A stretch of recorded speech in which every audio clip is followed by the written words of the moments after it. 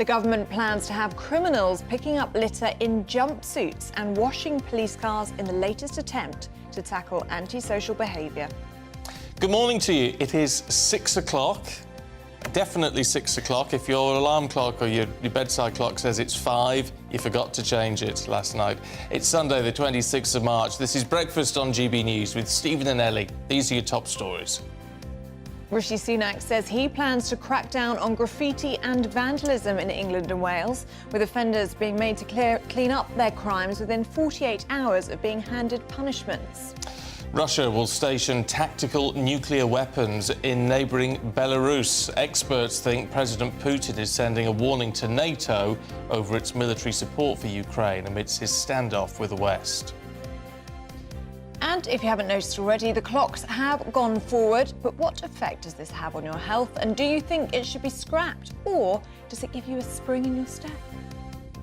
Not at this time of day. No. Well, we're both on the back foot this morning, aren't we? We are a little bit. We're very lucky you're here. Yes, I forgot to set the alarm this morning. So there you go. But the cat woke me up, so all is good. Thank goodness for Timmy. Yes, as ever, if you've got any thoughts this morning, get in touch. We'd love to hear from you. gbviews@gbnews.uk.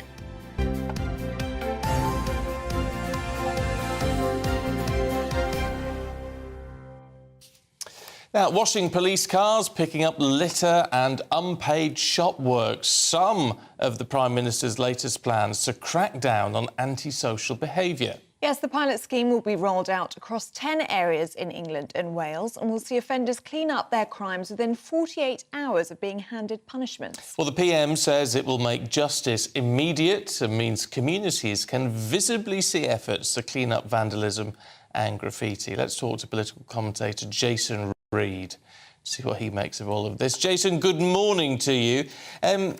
Is this a step in the right direction? I mean, you can see the positive spin on all of this, but there are some negative sides to it as well.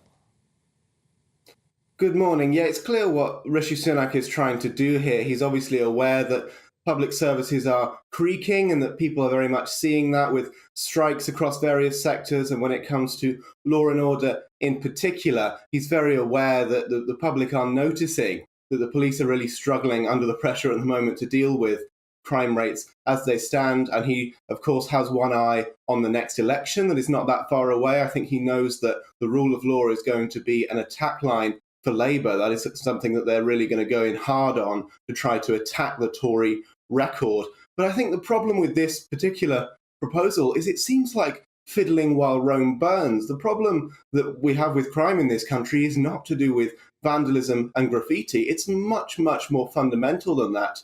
Is that the police have not got charge rates or arrest rates high enough for really serious crimes, really violent crimes like burglary or robbery, like rape and sexual assault. That's where the issues lie. And then, of course, after that, we have issues in the courts as well, with all kinds of backlogs, with what people would say is a lack of funding for the legal system. Barristers were on strike not long ago. And so I think that cynics will say the problem here is Rishi Sunak wants to be seen as tough on crime, but this measure isn't actually going to do much to address the problem that we have with crime in this country at the moment.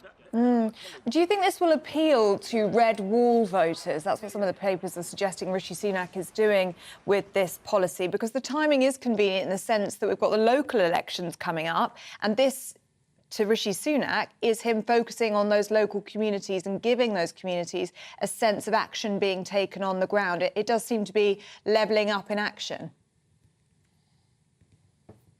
That's certainly what he will be hoping for. And so the message that Rishi Sunak and the Tory party more broadly, including on a local level, is desperate to send out to voters, especially in those crucial red wall areas, is to say, look, we really see these issues that you care about, and we really are trying to do our best to solve those issues. And so you should give us another term in government, whether that's electing your MP next year or whether it's in the local elections electing a local Tory councillor, and trust us to solve those problems. The question is whether the public are actually going to buy it. We've had a Conservative government for as long as we can remember now, and we know that these problems come from the national level, not the local level, because they're to do with funding and policing.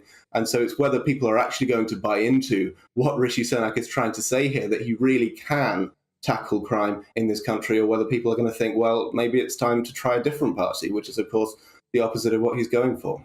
Isn't there an argument to say that this perhaps isn't a national issue and a funding issue in the sense that you're suggesting, in that this is about, often about very small communities or parts of communities where people, for whatever reason, are behaving in an antisocial way, and it's often, not exclusively, but often young people, and that is in itself very difficult to tackle by making it sort of a short, sharp shock, as it were, by giving people immediately some work to do.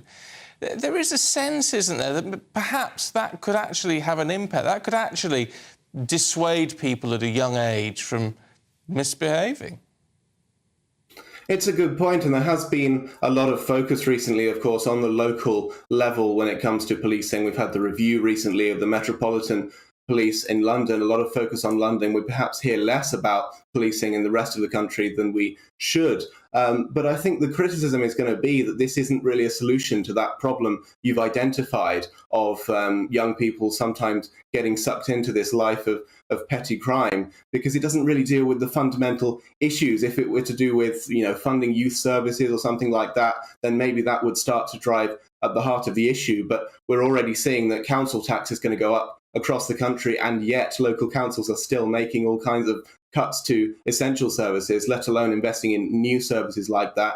So Rishi Sunak is faced with that really difficult choice where he has to either approve even more tax rises to have more money in the pot to give out to local governments to do that kind of thing, which understandably he really doesn't want to do, especially with the tax burden as high as it is already, or he just has to kind of send this message of saying, look, I'm doing everything I can, let's try to do something on law and order, even if it really doesn't address that fundamental issue, because we already have a legal system with all the sentencing that we need and giving out jail terms and things like that to try to dissuade people from engaging in this kind of behavior. And it just isn't working at the moment. And it doesn't seem like there's really too much solid coming from the government to actually change that.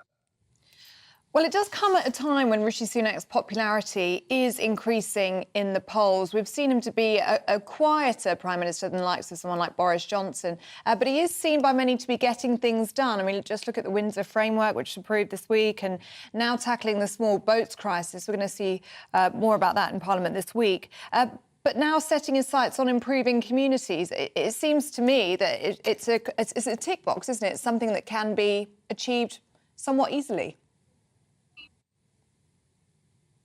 Well, you're definitely right that this is part of a broader strategy for Rishi Sunak and the Conservative Party. Sunak is trying to present himself as a problem solver. Exactly as you say, he's making out that he's solved the Brexit issue, which does seem to have made a huge amount of progress since he inherited that situation from Boris Johnson. He's, of course, got his new legislation coming through to try to deal with the boat crossings in the Channel. He's trying to portray himself as a really sensible politician who can be trusted, contrasting himself perhaps to what has gone before. And so with a really serious issue like crime, he's saying, look, I'm the guy you need. And yes, it's true that he has been, him and the party, their approval ratings have been going up in the polls, but they are still trailing Labour by quite a long way. There is still a significant uphill battle that they've got to fight. There's still a lot of people in this country, especially in those red wall areas you were talking about, who are just not convinced that the Tories have what it takes to do more, to do 5 more years in government. And so there's more that they have to do. And this is certainly part of that. Rishi Sunak will be hoping that this kind of policy really sends that message to those voters that they've got their best interests at heart. But whether it actually works at the polls, we'll have to wait and see. And whether it works in reducing levels of these kinds of crimes as well, only time will tell. Oh, indeed so. Jason, good to see you. Thanks very much indeed. I wonder how much this is going to appeal. I think this may actually connect with a lot of communities who have an issue. Yeah, but Jason's quite right in the sense that some people will say it's tinkering around the edges, when there are some big crime and punishment issues to be dealt with. But a lot of communities, the big concern is what is happening night after night on their street corners, which, aren't necessarily crime in that way, but just that antisocial behaviour, doing things which are, disturbing the neighbourhood. And if you can crack down on that, Maybe that's where it starts, yeah. Yeah, doesn't that have an impact on quality of life? Whether this is the right way to do it or not, I don't know. But I think in terms of your everyday quality of life, if you've got a local problem, this perhaps, or improving that situation has a big impact on your life. Do you think it'll work? Let us know. gbviews@gbnews.uk. Would you like to have a say in how people are punished as well? Would they be wearing a jumpsuit? Would they be picking up litter on the side of the road? Would that make you feel happier? Let us know. gbviews@gbnews.uk. 10 minutes past 6. Let's bring you up to date with what else is going on today. And Russian President Vladimir Putin says he's struck a deal to store tactical nuclear weapons in neighbouring Belarus, which borders Ukraine. Speaking on state TV last night, he insisted it wasn't unusual, comparing it with the United States, stationing nuclear weapons on the territory of European allies. At least 26 people have been killed after a tornado hit Mississippi. It's thought dozens have been injured. At least 4 people are still missing after the tornado swept through the state and into Alabama. Officials say it's left a trail of damage more than 100 miles long. 26,000 people are still without power. The Mayor of Greater Manchester has been fined almost £2,000 after being caught driving 78 miles per hour when the limit was 40. In a statement, Andy Burnham said he was not made aware that a variable speed limit was in place.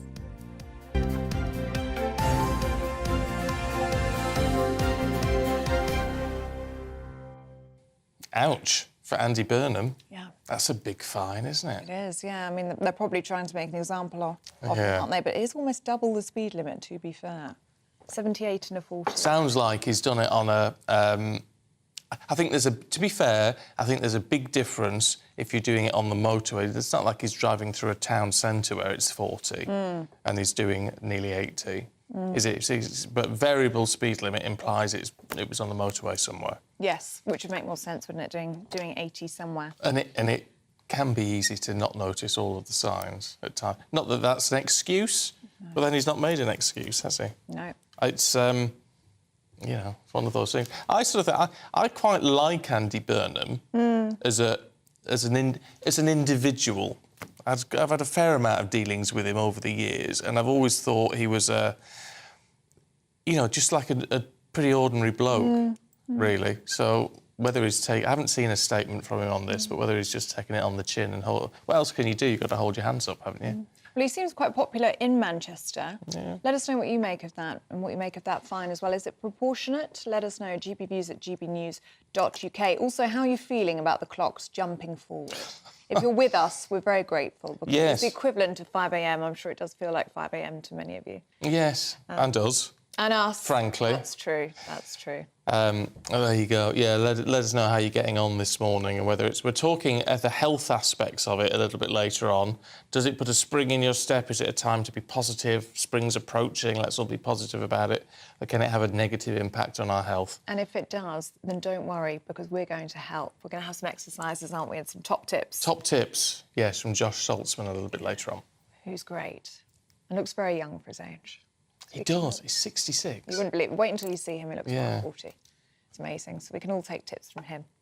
Now, to something entirely different. In the face of potential arrest, Donald Trump held a defiant rally in Waco, Texas yesterday, opening the former president's first event of the 2024 Republican nomination campaign. Let's have a quick listen. Weaponization of law enforcement against their political opponent is something straight out of the Stalinist Russian horror show. What they've done to our nation, just think of it, what they've done to our nation. The stakes of this election could not be more clear. Either we surrender to the demonic forces abolishing and demolishing and happily doing so our country, or we defeat them in a landslide on November 5th, 2024. Well, he also hit out at his main challenger for the Republican nomination, Ron DeSantis. He's been having a go at him for a while.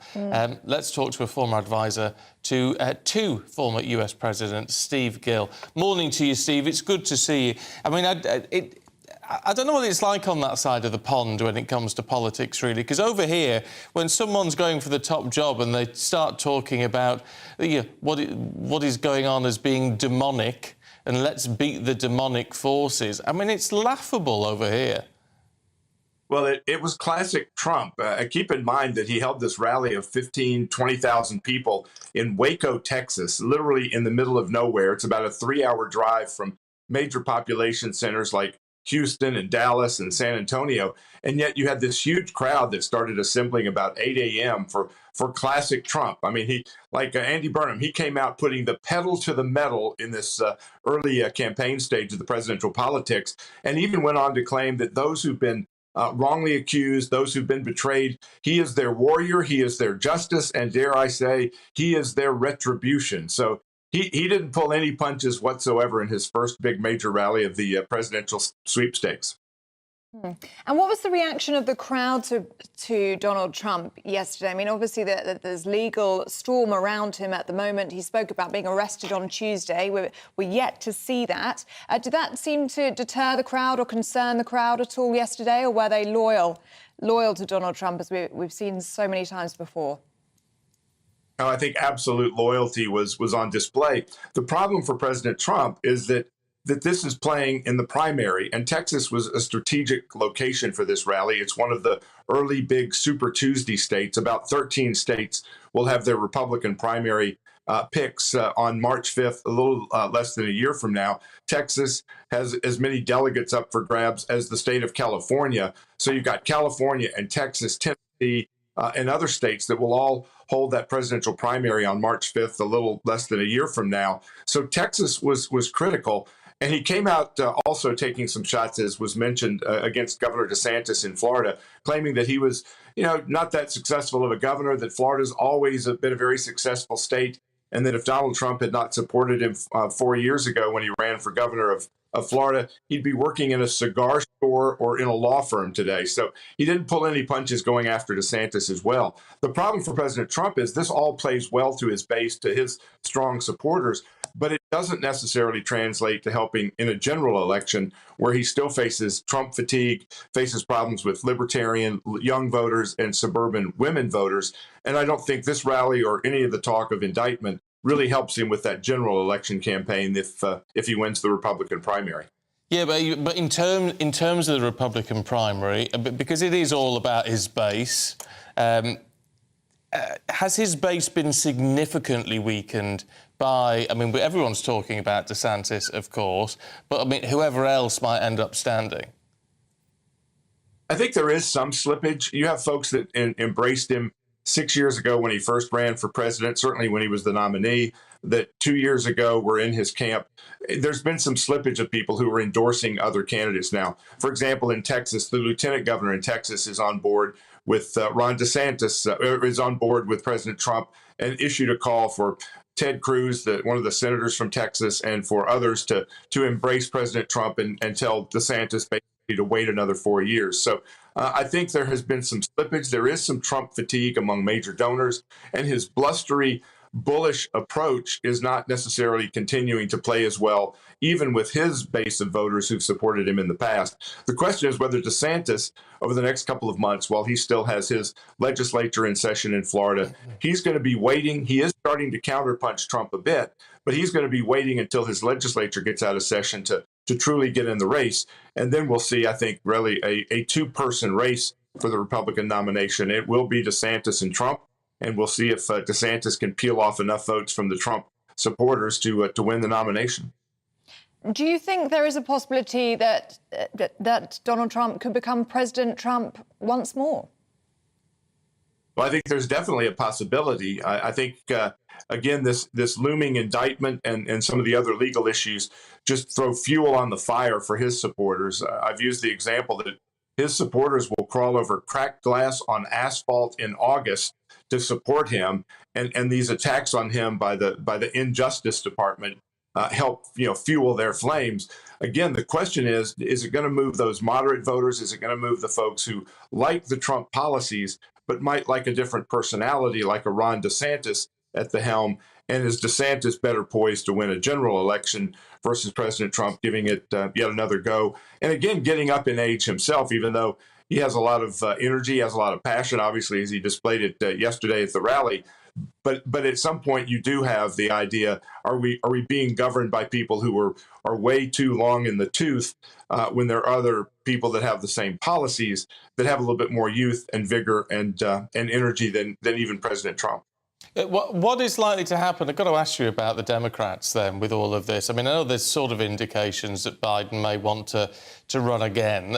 I mean, in some respects, it doesn't seem like the most sensible idea, does it? I mean, in terms of turning this into a proper battle, whoever wins the nomination for the GOP, I mean, do the Democrats need somebody younger in? I mean, like a Pete Buttigieg, for example?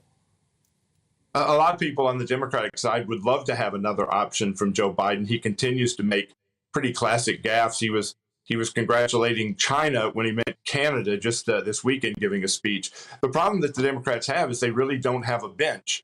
You've got Pete Buttigieg, but the disasters in our transportation sector under his watch have been horrific, with train derailments, with airplane issues. I mean, he has been a disaster as the transportation secretary for the country, and came as a small town mayor. You've got Kamala Harris, who has not done anything, really doesn't have anything in her portfolio that she can point to that she's done as vice president. So the Democrats really lack a bench, and Biden is kind of all they have. And a lot of Democrats are wishing there could be another choice. But until Biden steps aside or has a major health issue, I think he's probably their point person for the next campaign. Wow. Steve Gill, really good to have you on the programme this morning. Really good to have your analysis and your expertise this morning. Thank you very much. He's former advisor to Clinton and Bush administrations, so he knows his stuff. It's going to be interesting coming up. I mean, but isn't it funny? The campaign starts so far in advance. Really does, yeah. With the states. I mean, it's not happening till November 2024. It's more than 18 months away, but it all has to start now. It's like halfway through a presidential term. We're gearing up for the next one. Yeah, it really is. Anyway, coming up, more than 30,000 inmates in England and Wales were released last year. We're going to be looking at those who are desperately working to reduce reoffending.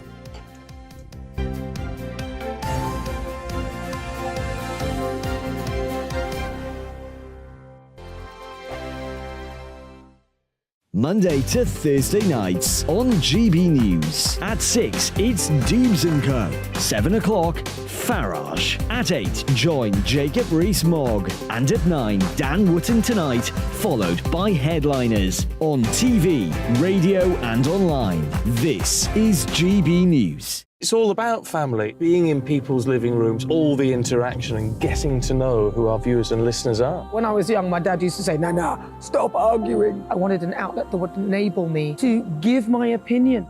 People are going through a really hard time right now, and I know that you don't feel like you're being listened to by the establishment. I came to GB News because it's the People's Channel, and I want the audience to have their say on the events of the day. We're dynamic. We do something different. Democracy shows that the wisdom of the nation is in its people.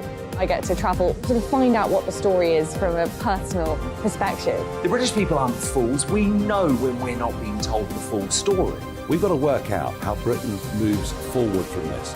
It's the best country in the world. The establishment had their chance. Now we're here to represent your views. Britain's watching. Britain's watching. Britain's watching. We're proud to be GB News. The People's Channel. Britain's news channel.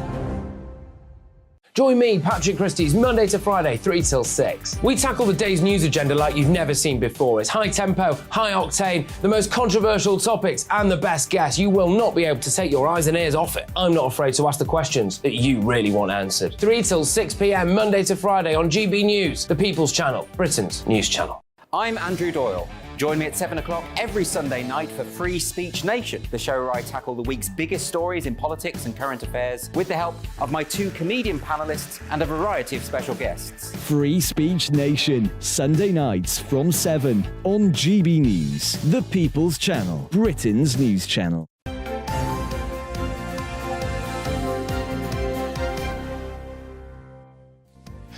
Morning to you. It is 6:24. You're watching and listening to Breakfast on GB News with Stephen and Ellie. Still lots more to come in the programme, including this morning the clocks sprang forward. While we're showing a picture of a clock going backwards, I don't know.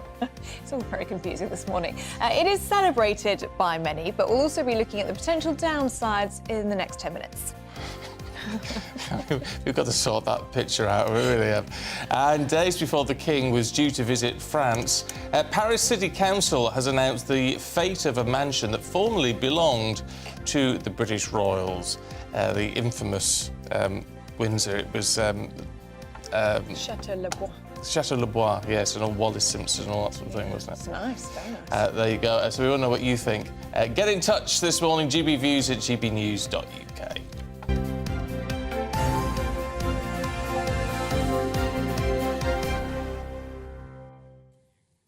Lots of you talking about clocks going forward this morning. Oh, go on then. Julie from Andover says, good morning to you both. I'm watching you this morning, but messing around with the clocks takes me a whole week to get in the new routine. I agree with you, Julie. My cat Tommy, it's like your cat Timmy, still wants to be fed at the same... Different name. Similar though. Oh, it's not happy. My cat Tommy still wants to be fed at the same time every day. His time, not what the clock says. You're not alone this morning. You see, Debbie's all for it. Morning, Debs. It's dark and raining. Still up watching you. Thank you very much indeed. But it will be lovely to have lighter evenings. Yes. That's what it's all for. Makes the difference, doesn't it?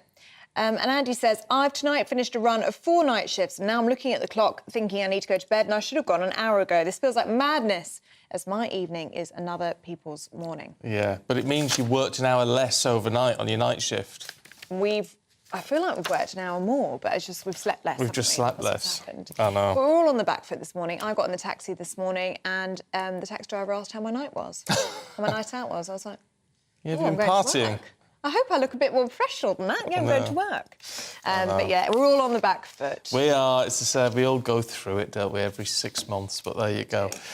Now, more than 30,000 inmates were released from prisons across England and Wales last year. That's according to the Ministry of Justice. But many ex-offenders struggle to find work. The Inside Out project gives former inmates a second chance, whilst also helping to reduce reoffending. Well, our national reporter Theo Chikomba went to meet them. After weeks of preparation, the Inside Out store is open. Ex-offenders like Tico, who was remanded in custody for a case involving drugs, have been receiving training from industry professionals to design and launch their own range, as well as expand their CVs. We went to LinkedIn and had a great experience there, so I was learning business skills, I was learning how to market myself, I was learning how to be creative. And due to that whole experience, it led me to start my own business. So I'm a life coach, I'm an inspirational speaker, and I do modelling on the side as well. But it was kind of the baby steps that I took with Inside Out that allowed me to then just go full steam ahead. Research from the Prison Reform Trust shows that over 80% of prison leavers fail to find permanent work a year after leaving prison. Almost half reoffend within a year, which is why projects like this are pivotal for people like Chris, who was in prison for 5 years. It's a great opportunity. You meet so many people that can help you and are willing to help you. It's been great for me personally to network and build my network of people to pursue the dreams that I have to do. And yeah, Greg's been a big influence in helping me do that. My design was a hoodie that I'm wearing, and it's about you're still able, whether you've got a disability in prison, as long as you've got your mind. So it was just a personal meaning to me to have that on a shirt. So yeah, and that's why I designed it like this. Prison leavers face a number of barriers that make it challenging to rebuild their lives, from economic hardship to finding work opportunities. Inside Out want to change the narrative attached to them. Trying to get a job when they have criminal records and just being given a second chance is nigh impossible, because the employer always wants to know what they've done, and rightly so. But they've spent their time in jail, they've done their sentences, they've served their punishment. So as a society, what do? Do we throw away the key and say, well, they're bad, stay away? But given the right opportunity, like the Inside Out project, these guys are thriving. The hope is to see a change in these guys and lift their aspirations. and that opportunities like this can help them and others in similar situations reach their full potential. Theo Chkomba, GB News. Now, there will be some people watching and listening right now, and you can get in touch if you think this. Say, yeah, you should lock them up, throw away the key. You know, because you get a lot of that. I have to say, I do not believe in that. I mean, there are some very, very serious crimes where maybe that should apply. But for a lot of these crimes, you know, if you want people to... You can't put people away forever. And if you want them to not reoffend when they come out, then you need to help people integrate into society. And it's difficult to get a job, and, you know, if you've got a record, it's difficult to get an apartment or a flat or anything else, any sort of accommodation, rent a room. It's all problematic.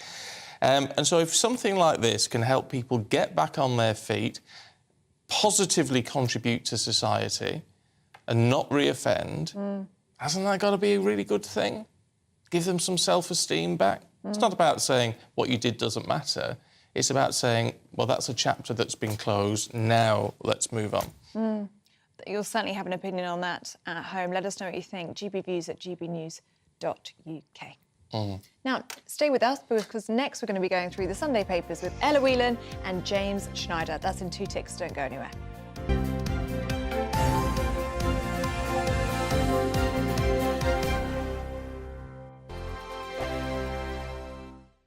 I joined GB News because I was sick and tired of not hearing my views being represented, not just mine, but so many people that I knew and spoke to. I just couldn't get my voice out there. I couldn't say anything. I couldn't do anything. Whatever the narrative was, I kind of had to follow it. GB News is there to provide a voice for those who have been ignored by the establishment media. We think different things, we've got a different style. GB News is here to be optimistic and positive about the future. It's real kind of dynamic and flowing, with the audience very much at the heart of it, like a big family. Here at GB News, we talk about the things that matter to you. Hearing the voices from right across our towns and cities, especially our towns. All sides of the argument represented with a heavy dose of opinion. We're on a mission here to make a difference. And the GB News family really is here for you, and whatever time of day you can watch or listen. Britain's watching. Britain's watching. We're proud to be GB News, The People's Channel. Britain's news channel. Hello, I'm Michelle Dewberry, and you can join me every weekday 6 till 7 on Jubes and Co. You're an inspiration to us all. Clip that bit off. Well, you are. That's my ringtone. My political ambitions those days are gone, I can tell you. She's only teasing. Go on. He's probably going to want to lay down now. I'll give him 2 minutes to have one. Let's respectfully disagree. That's what we like on Jubes and Co. Come and join us. GB News, The People's Channel. Michelle Dewberry, weekday evenings at 6 o'clock. Westminster is going around in ever-decreasing circles, followed by the media. Britain is broken. How on earth did we get into this mess? But more importantly, how do we get out of it? Join me at 7 p.m, Mondays to Thursdays on Farage, here on GB News. We will have open, rational debate. We've got to work out how Britain moves forward from this. Join us here on GB News, the People's Channel. Britain is watching.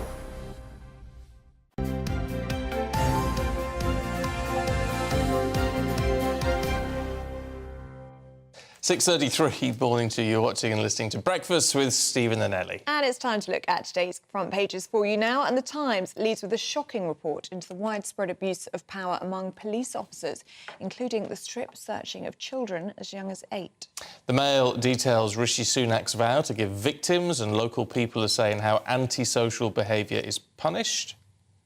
The Express also gives light to Rishi Sunak's plans to implement tougher punishments for vandals amid surging Tory hopes that he can lead the party to election victory. For the Telegraph, Sunday Telegraph, I should say, I beg your pardon, Suella Braverman's plan to ban the European Court of Human Rights from grounding migrant deportation flights in a deal to pacify Tory rebels. The Mirror features an exclusive with Shirley Bassey, within which she details her trolling... How? No, Shirley Ballas. Oh, Shirley Ballas. Well, there you go. I'm just reading the autocue here. Apologies for that. She details her trolling hell amid reports she may never return to the Strictly judging panel. And there you go, it makes sense. It does make sense now, yes. Get to the bottom of that autocue. Shirley Bassey would be great on the Strictly judging panel. Let me just say, she'd be She would fierce. be. Maybe that would be an even better headline. It would be even better, yes. Yeah. The Sunday People draws attention to a former Met police officer believing more killers lurk in the shamed police force. Well, it's time to go through the papers now. And joining us this morning is author Ella Whelan and former advisor to Jeremy Corbyn, James Schneider. Good morning to you both. Good morning. Good to have you with us. Ella, let's start with you, shall we? And that story in the Sunday Telegraph that we touched on. Suella Braverman could ban ECHR from grounding those migrant deportation flights. Yes, so the Telegraph's reporting that there are... Suella Braverman's currently in talks with about 60 MPs trying to find a way to continue this kind of momentum that the government seems to want to have about being very tough on immigration. And obviously discussions about Rishi Sunak's illegal migration bill are going to continue in Parliament, going to continue tomorrow. And part of this would be the suggestion that, you know, the problem of having legal battles holding up things like the Rwanda plan in terms of people appealing on human rights basis would be removed under particular kind of amendments or orders brought in by Braverman, so that the European Court of Human Rights wouldn't have the same kind of... although it wouldn't be able to be used by lawyers, let's put it that way, in the same way to stop this kind of action from the government. You can't dilute being in the European Court of Human Rights. You just need to get out of it, don't you? Well, this is the thing. There's a kind of a split within... The Telegraph's reporting there's a split within the Tory party around this in terms of they want to say that maybe there could be a specific provision for children because they seem to think that that would make it better.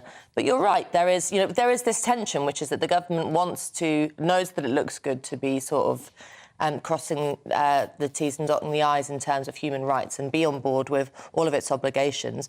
But it's also got this problem that the ECHR is consistently used to thwart its own policy. So Braverman is not really known for her subtlety, let's put it that way. But it doesn't make sense to have a kind of halfway house like this. James, what do you make of that? I find it quite a weird story because it's about negotiations with MPs about something which is to do with a court and the law. So whether something is technically possible or not is a legal question. Whether it impresses 60 backbench MPs or not sort of seems a bit by the by, which is maybe why the story's actually... It's quite big on the front page, but it's maybe about 200 words. There's not very much detail to it. I mean, I don't think we should pull out of the court, but I find the idea that I think we should have human rights oversight on laws. I think that's a quite normal, basic thing because it stops things that are an abuse of people's rights that would make us. But can't we do that? Can't we do that based in the UK? I mean, Jeremy Corbyn was no fan of Europe, was he? I think.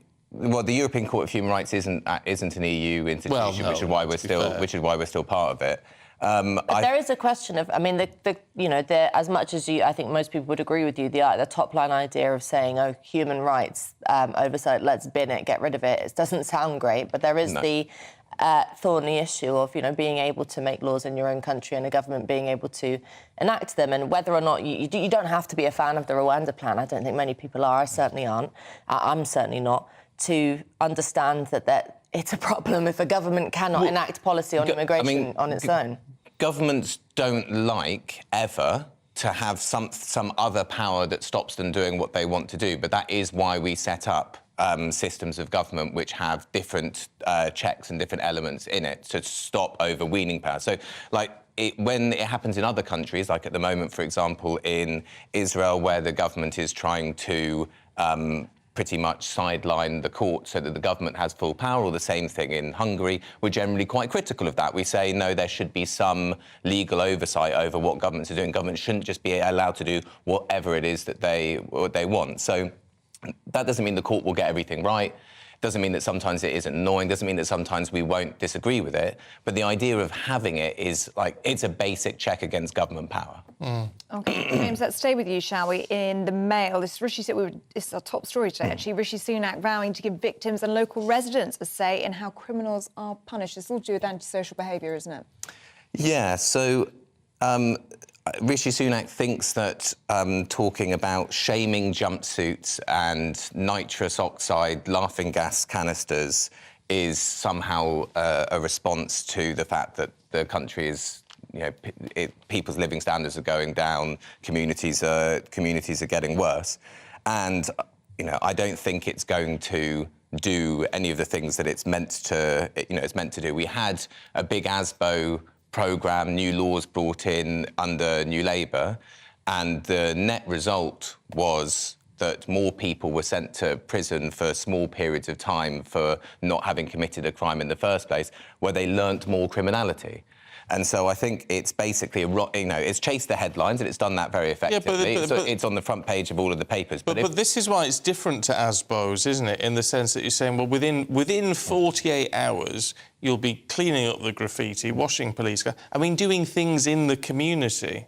Which is different from saying, well, you're going to spend a few weeks in the nick. Well, I'm sure there are also elements of it that are the same as ASBOs, where if you break the thing, you do go to prison and so on and so forth. The idea of people, looking after their own neighbourhoods, that is good. The idea that shaming jumpsuits are particularly going to work. Part of the problem I have with this and the general approach to crime is that we do have there are big crimes that are committed in this country, but we always seem to be, the focus always seems to be down and rather than up. There's no shaming jumpsuits for example, people that put other people in shaming jumpsuits with illegally sending people to Guantanamo Bay. There's no shaming jumpsuits for people who stole huge amounts of money in corrupt COVID contracts. There's no shaming jumpsuits. Well, there would be if they were convicted of things. Yes, but they're never convicted of anything. How many people were convicted from the financial crisis? How many people have been convicted for taking us into a illegal war in Iraq? How many people are convicted for the billions in theft in COVID? You never get any of that. So no, but I understand why the government is doing this. It's getting good headlines, and they're excited that Sunak's popularity is moving up a bit. They think this is something they can get headlines on, and they have very effectively across the Sunday papers, which broadly support the government anyway, so it's relatively easy. But if you did really want to focus on big crime issues, you say, why is it that those people have never? But this isn't about focusing on big crime, is it? It's about focusing on local community. Right, precisely. So I'm saying I would love to see one day front pages of the papers saying, here is what we're actually going to do on tax dodging. And we are going to put shaming jumpsuits on, for example, the chief executives of a major multinational that doesn't pay any taxes. I think lots of people would like to see something like that. What do you reckon, Ella? Well, there is a problem with antisocial behaviour, and I think anybody who's particularly lives in sort of city centres, I know my parents can't, they're constantly kept up by young people being young people, but nobody being able to get a handle on them. But I don't think making more things illegal is a good idea. The ASBO's plan has been one of the worst things to happen to neighbourhoods, because it means people just shop each other all the time for the most ridiculous things and spending time in jail. But something does need to happen in terms of regaining some kind of authority, adult authority, whether that's police or whether that's sort of people in a community or a neighbourhood, but getting a bit better at, clipping local kids around the ear, metaphorically speaking, because there is, I think we just don't interact with each other enough anymore, and particularly intergenerationally, there is just this total, not to slam young people, but there is a sort of lack of respect for older people. There is whether it's sort of staying out all night making noise or more serious things like wrecking, shops and new centres by graffitiing or whatever, then. But I don't think moving on to my story, which is about the police and the front page of the Sunday Times, I think most people would probably raise an eyebrow to say that more intervention and more crackdowns from the police is the right idea, because the police seem to be in such a total state of disarray. So the Times is reporting, as you mentioned when we started this section, that strip searches have been found to be, 3,000 young people have been targeted. About a quarter of them between 10 and 15, so quite young. Over half of those numbers, there's been no further action taken. So probably similar situations to Child Q, who was a young girl, 15, who was strip searched when her teachers suggested that she had drugs on her. She didn't. It was all pretty horrendous for her. And, you know, there is also the Times reports that, you know, if you're a black kid, you're more likely to have this happen to you by quite a great extent. And, you know, what the hell are the police doing strip searching 10-year-olds? I mean, it doesn't matter what a 10-year-old's done. Why are you strip searching them? And I think there's that plus the kind of revelations that have come out in the report in the last week about sort of police officers almost not knowing what's right and wrong, or not having a kind of clear sense of confidence in themselves to be able to follow a sort of code of moral conduct, I think is a really big problem. And there's no quick, easy solution to this, because I think sort of the interesting thing about the police is that because their role has been expanded to such a great extent, they have to do so many different things. Police Twitter, you know, stand outside supermarkets and tell people not to be offensive, do the whole COVID thing, plus try and catch the guy that's stolen your car, plus try and catch rapists, all the rest of it, that they're sort of, I think they're sort of in disarray. And it means that they end up kind of, I don't know how to explain it other than going rogue. I don't know how else you explain strip searching kids. Yeah, it's a very odd one. So it's very, very strange. I don't know. I mean, I'm always so reluctant to criticise the police, because these issues are inevitably a small number of those. And I sort of think for those serving officers who do a great job and work hard and are dedicated and have a good moral compass and all the rest of it, this must be so disheartening. When things go wrong, it's got to be dealt with. I think you know, there's the whole sort of bad apples versus the whole system, versus institutional problems, as the the report said. I don't, even getting hung up on that, I don't know that it's helpful. I think the bigger question to ask is, why is it that so many police officers don't feel the pressure to do a kind of public good? Why is, if you are, for example, taking pictures of, you know, deceased victims on your mobile phones and sending them around, if you think it's all right to be, you know, sort of totally piggish in terms of sexism, or if you abuse your power to the extent at which you're, you know, traumatising kids, that's not, it's not that there are evil people and that, you know, that would be too simplistic. It's about saying what's happened in terms of, like, the police convincing people that they've got a professional role to fill that's going wrong. I think that's the more interesting question. This is why we get you on. You're very good. She's good, isn't she? You're very good, and that's, but because there's no easy answer, is there? James, what do you make of that story? I really broadly agree with Ella, and I think it isn't disrespectful to actual police officers to try to deal with a system that clearly isn't working. In fact, actually, if you respect the people that go into the police, you see good people are going in, that's why they're signing up, they want to do it, and then you're getting these bad outcomes. And there's something that is happening in between that is seriously going wrong. So I think we shouldn't put up any taboos about talking about what is going on in the police force, because it is going really bad. You know, when you're strip searching children, things have gone very badly wrong. Yeah. Let's talk just briefly about the Mail on Sunday. James, there's going to be another royal memoir, apparently. Well, who's this one by? This is by Prince Andrew. Oh, Lord. And, I mean, they've really... I mean, whatever they can do to stop it. I mean, he hasn't learnt from Matt Hancock's memoir, which isn't going to go very well for him. He wants to tell his side of the story. And I can't imagine that there's anyone who, I mean, who likes the royal family, who thinks that's a terribly good idea at all. My only hope is that he hands off all of his WhatsApp messages to whoever does it, and we get to see, you know, what the family WhatsApp group is like. It's just, I mean, of all the things he could do. But he's already had his say. He's already done Newsnight, and we all they saw went how very that well. went. Yeah, it's going to be. I think if it happens, it will be another tone-deaf Newsnight style car crash from start to finish, and then you'll have to go and do interviews about it, and so then the whole thing will carry on. I mean, whoever is advising him, they need a new job. Yeah, I mean, you could have said that about the Newsnight interview, couldn't you? Yeah, I mean, apparently he thought it went really well. Yeah. But it's just so fascinating that these people think that they can do no... And also, there's just such an appetite now for the tell-all confessional memoir. There's no... You know, the whole thing that the Queen was praised for about having some kind of sense of private reserve is just, with this new generation, or even, you know, Andrew's generation, has just gone out the window. Yeah, it has, hasn't it? It's not a good idea. Someone tell him, please. Ella, James, thank you very much indeed. We'll catch up with you a little bit later on. Yes. OK, let's bring you up to date with what else is going on today. And the Russian President Vladimir Putin says he struck a deal to store tactical nuclear weapons in neighbouring Belarus, which borders Ukraine. Speaking on state TV last night, he insisted it wasn't unusual, comparing it with the United States stationing nuclear weapons on the territory of its European allies. The Israeli government has reversed plans to make changes to the judiciary after widespread protests. The proposals, which would have allowed the ruling coalition more power to select judges, caused the worst political crisis for years. More than 200,000 people rallied against the changes.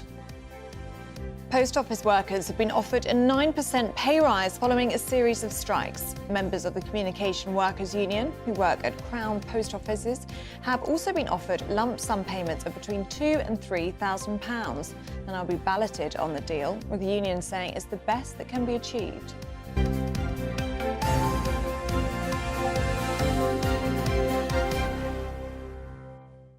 Now, 2 a.m. this morning, the clocks went forward an hour to signal the beginning of daylight saving time. Yeah, well, as well as being considered the bad one, because we lose an hour of sleep, but that's unless you work a night shift, of course, in which case it's the good one. Yeah. There are concerns the time change could have negative health implications because it disrupts our circadian rhythm, our sleep cycle. Yes. Good. Oh, thank you. So what exactly is the impact of turning back the clocks on our health? Well, here to answer those questions is fitness and exercise guru and our friend Josh Swansman. Really good to have you in the studio. Top of the morning to you both. Top of the morning. Yes, we were just busy telling everyone earlier on you're 66. Yes, almost 67. And which he doesn't is, look it, does he? You see, which is good because it makes you a prime example, you see, of how to look fabulous when you're older. And Well, thank you very much. It's the eye drops this morning, the eye whiteners. How do you guys manage your sleep, given the fact that you've lost an hour and you're up early anyways? To be fair, I made a point of going to bed earlier. Okay, and early being what, 8 o'clock?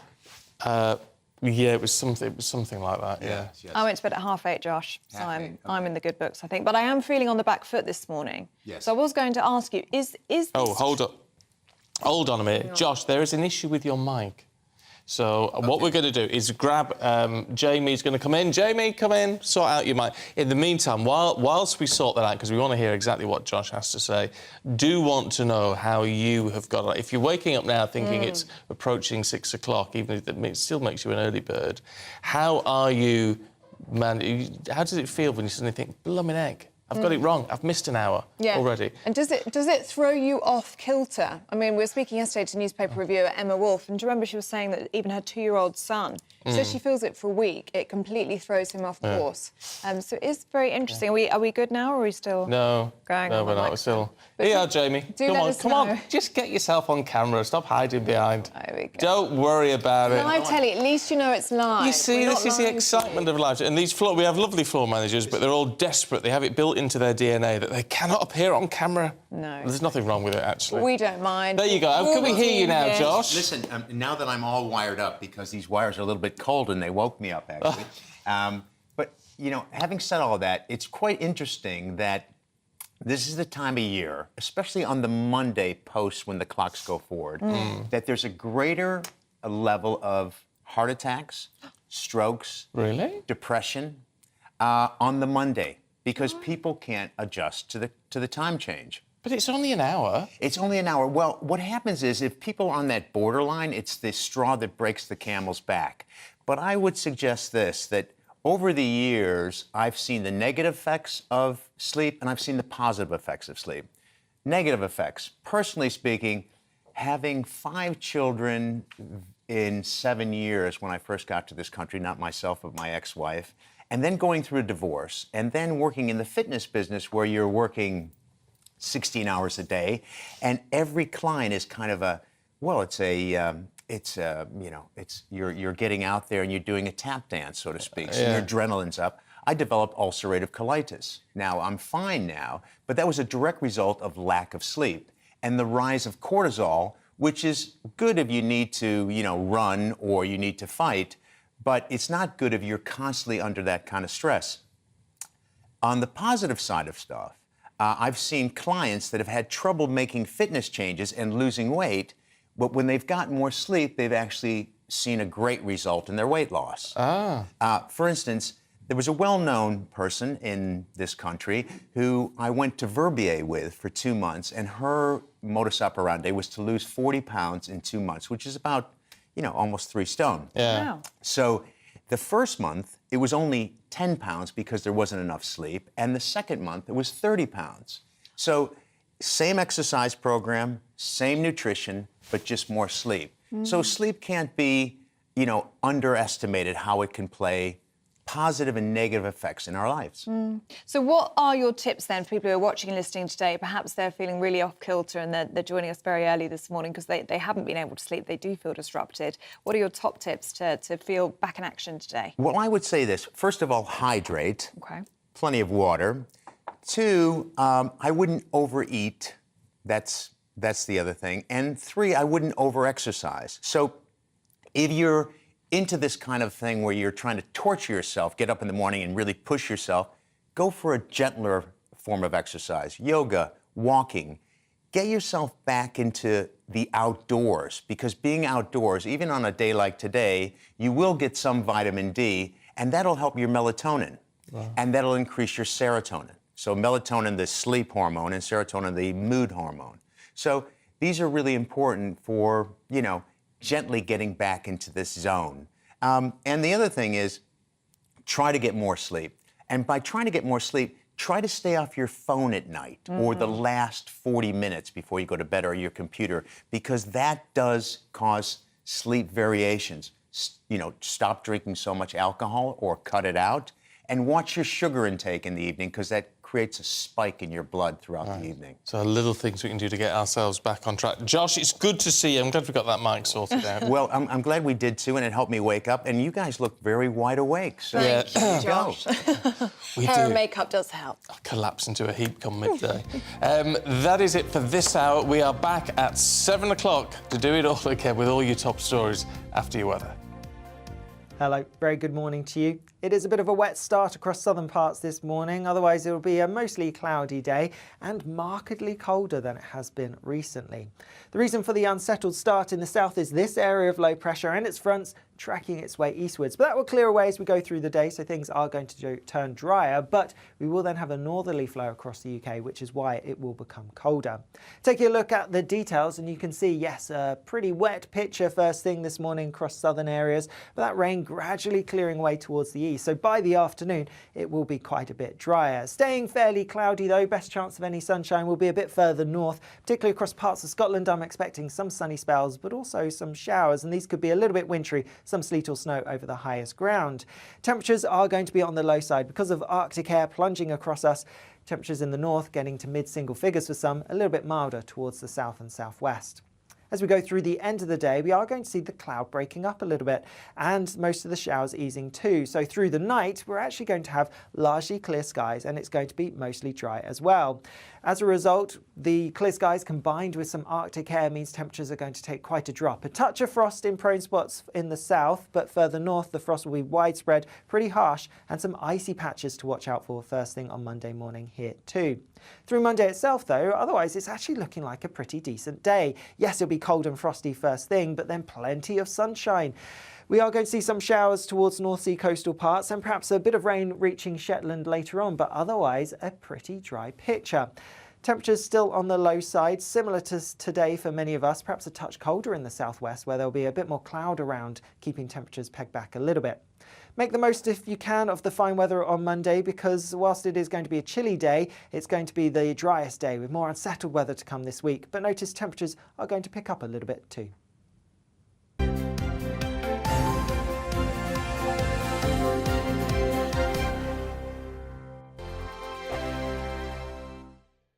First and foremost, I am a GB News fan, and I was before I was working here. Just love the fact that we're asking the questions that a lot of establishment media won't ask. With a bit of a twist, we not only want to inform you, but we want to keep you entertained. It's worth the drive because you get in and the team's all ready and waiting, they're itching to go, and it's a proper little family. GB News is the people's channel. It's the audience that makes the programme sing. We're giving our viewers and our listeners a voice. I see the thousands of your letters, tweets, emails, you name it, coming in. Britain is broken.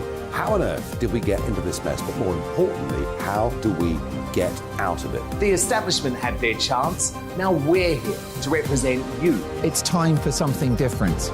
It's time for GB News. I'm very patriotic. I believe in Britain. Our best days lie ahead. Britain's watching. Britain's watching. Join us here on GB News. The People's Channel. Britain's news channel. Monday to Thursday, 9 p.m. till 11 p.m. Join me, Dan Wootton. I'll bring you the sharpest takes and hottest debates. Do you not believe in prison? I don't believe in prisons. I'm completely stunned. I guarantee you there'll be no spin, no bias, no censorship. I actually was personally quite offended by it. And no reason to go to bed. So I guess they've always been quite woke. That's Dan Wootton tonight on TV, radio and online. Monday to Thursday from 9 p.m. till 11 p.m. on GB News. The People's Channel, Britain's news channel. I'm Simon Evans. Join me on GB News for Headliners at 11 p.m. What's the scoop? I'll be joined by two of the country's top comedians. That's right. As we take a look at tomorrow's newspapers tonight. We're going to get into trouble. If it's a big story, we'll be covering it. Spill some tea on him. There we go. But we'll also have some fun. I wouldn't stick up a bank.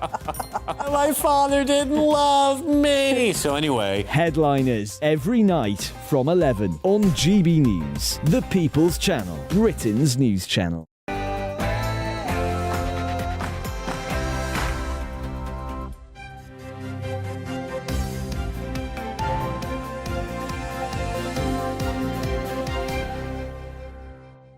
The government plans to have criminals picking up litter in jumpsuits and washing police cars. It's an attempt to tackle antisocial behaviour. Good morning, it's 7 o'clock on Sunday the 26th of March. This is Breakfast on GB News with Stephen and Ellie. Here are your top stories this morning. The Prime Minister says he plans to crack down on graffiti and vandalism in England and Wales, with offenders being made to clean up their crimes within 48 hours or face being handed punishment. Russia will station tactical nuclear weapons in neighbouring Belarus. Experts believe President Vladimir Putin is sending a warning to NATO over its military support for Ukraine amidst his standoff with the West. And if you hadn't noticed already, the clocks went forward overnight. What does it do to you? How are you coping with it all? Does it put a spring in your step, or are you going to feel jet lagged for a couple of days? Yeah, let us know how you're feeling today. GBViews at gbnews.uk, or you can tweet us at GBNews.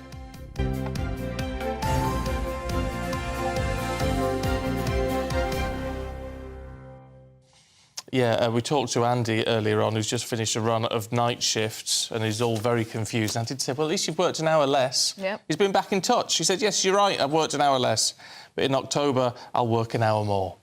Yeah. But we've done that. I used to work overnights. You did as well, me didn't too. you? And I was just saying to Stephen, actually, in the break, that was the best moment on a night shift when you just saw that clock jump forward. Yeah. It's like time travel. Yeah, but then it's the worst part of the night shift when it goes back the other way.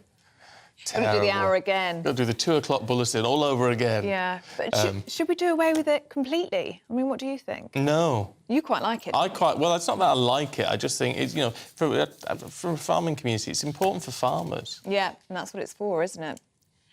Originally. Yeah. I'd like to see it gone. I find it all very confusing. It throws me off kilter. See, I'm a traditionalist, because if it goes, then we'd end up sticking to British summertime. Whereas I sort of think, if it went, we should have GMT. Greenwich Mean Time. Because that's like the proper time, isn't it? Yes. But I think there was a survey recently, could have been last year or the year before, I think it might have been 2021, and it was something like 80% of people wanted to have it gone. Oh, right. Yes. Oh, well, let us know. Again, I'm with the people on this one. Well, let us know, gbviews at gbnews.uk. What do you think of this one? Washing police cars, picking up litter, unpaid shop work. Some of the Prime Minister's latest plans to crack down on antisocial behaviour.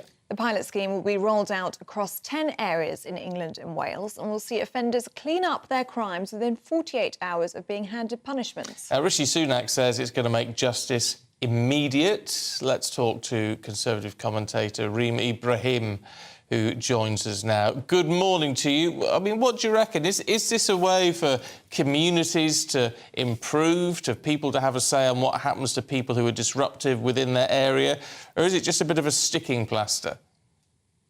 Thank you for having me on. And yeah, I mean, look, obviously politically, this is huge for Rishi Sunak. It means that he is sort of, he's already sort of increasing his ratings in the polls, and now they're sort of throwing this into the headlines all over the Sunday papers, and it really just shows that actually, well, it's sort of a huge signal to the public that actually the government are taking antisocial behaviour seriously. Now, a lot of this kind of antisocial behaviour comes from the younger generation. It comes from people in my generation who seem to not want to obey the laws, seem to think it's okay to, on a night out, be incredibly disruptive and in some cases obviously damage property. So I think it's a really great step to see that the government are actually taking control of this, but also that they're handing the power back to these local communities.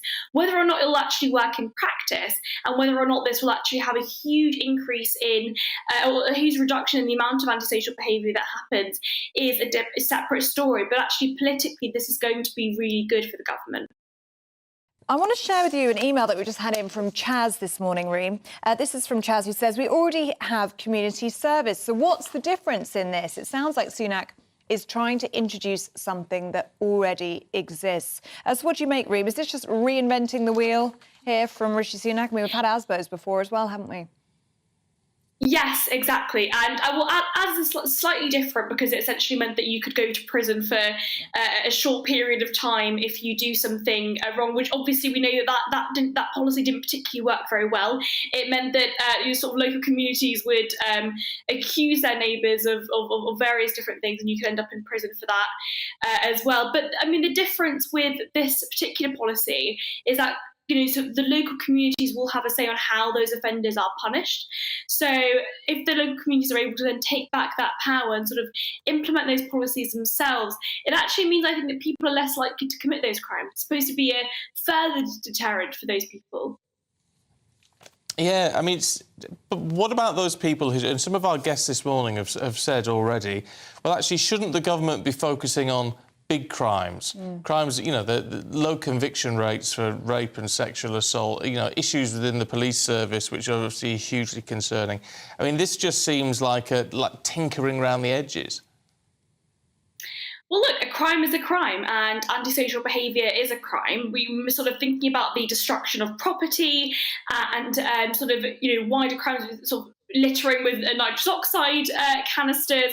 These are crimes, and these are destroying local areas, local spaces that are incredibly important for local communities. And so, I completely agree. I think that actually the bigger crimes are more important. But it's not a crime, is it? It's not these aren't crimes in that sense. No one is ending up with a conviction for this, which is why it can all be doled out within 48 hours.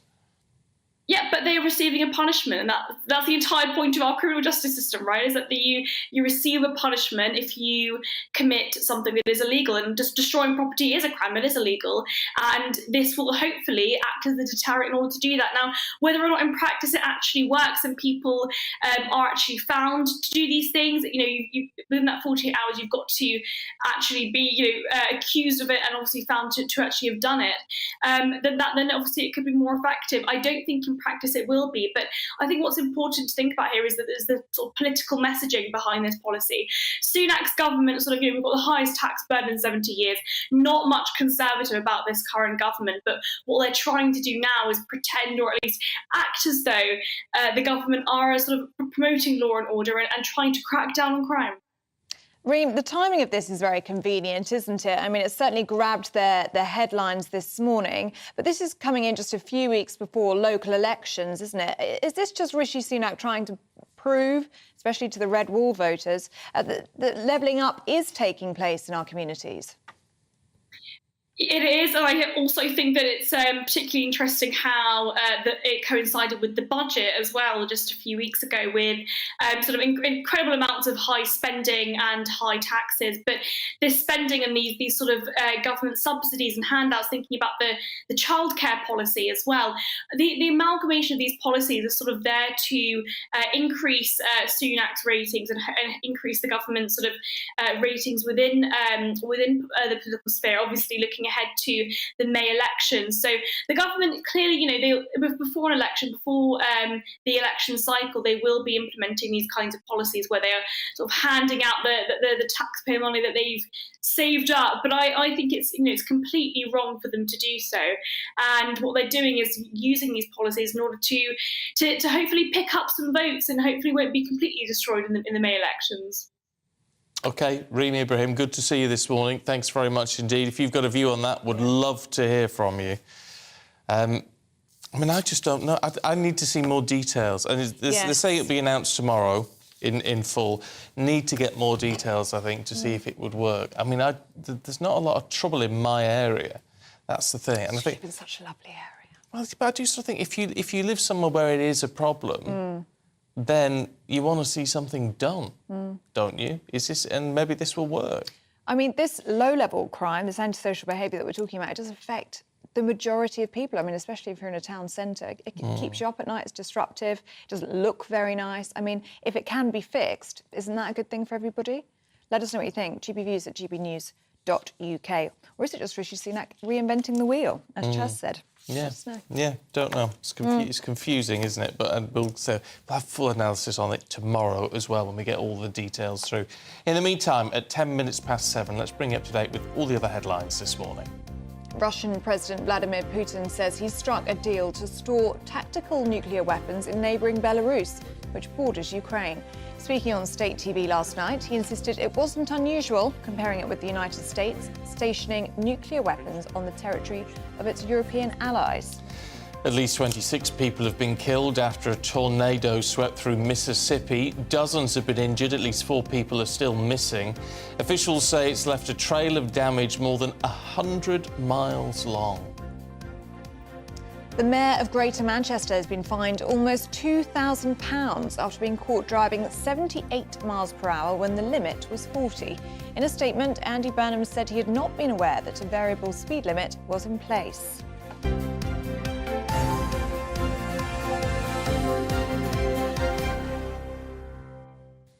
And Trevor from Tottenham has been in touch on that story. Good morning to you, Trevor. He says, nice guy or not, driving twice the speed limit is shocking. As a highways worker, these limits are put in place to protect us all. I'm pleased that this is being highlighted. Yeah, well, no, you're quite right. I mean, I was making the point earlier on that I think he's quite a nice fella, actually, quite down-to-earth and normal, which you don't always get with politicians, do you? But no, that's no excuse. I mean, and actually Bernard's been in touch on this as well. Morning, Bernard. Absolutely no excuses, he says, either in roadworks where the speed limit was set to protect workers or on a motorway or dual carriageway where the max speeds are mandated in red overhead on the gantries. We must all stay focused at times in these situations, but he must have become distracted. But twice the limit is daft. So... A large fine, though, isn't it? £2,000. £2,000, I don't know. I don't know what the standard is, though, these days. No, for that, I don't know what it would be classed as. We're all familiar with SP30s, aren't we? But what that would come under and how many points he got, I don't know. Yeah? 6? Something like that, I should think. Yeah. Let us know what you make of that. Yeah. It's a chunky fine. Certainly is. So were they making an example of him? Well, do you know what? I wonder if it just falls... well, I don't know whether does it just fall within the sort of the guidelines of how they fine on these things, but it's a lot of money. In terms of the clocks... Oh, yeah. Wayne and his mum from Bury. Morning to you, Wayne and Mum.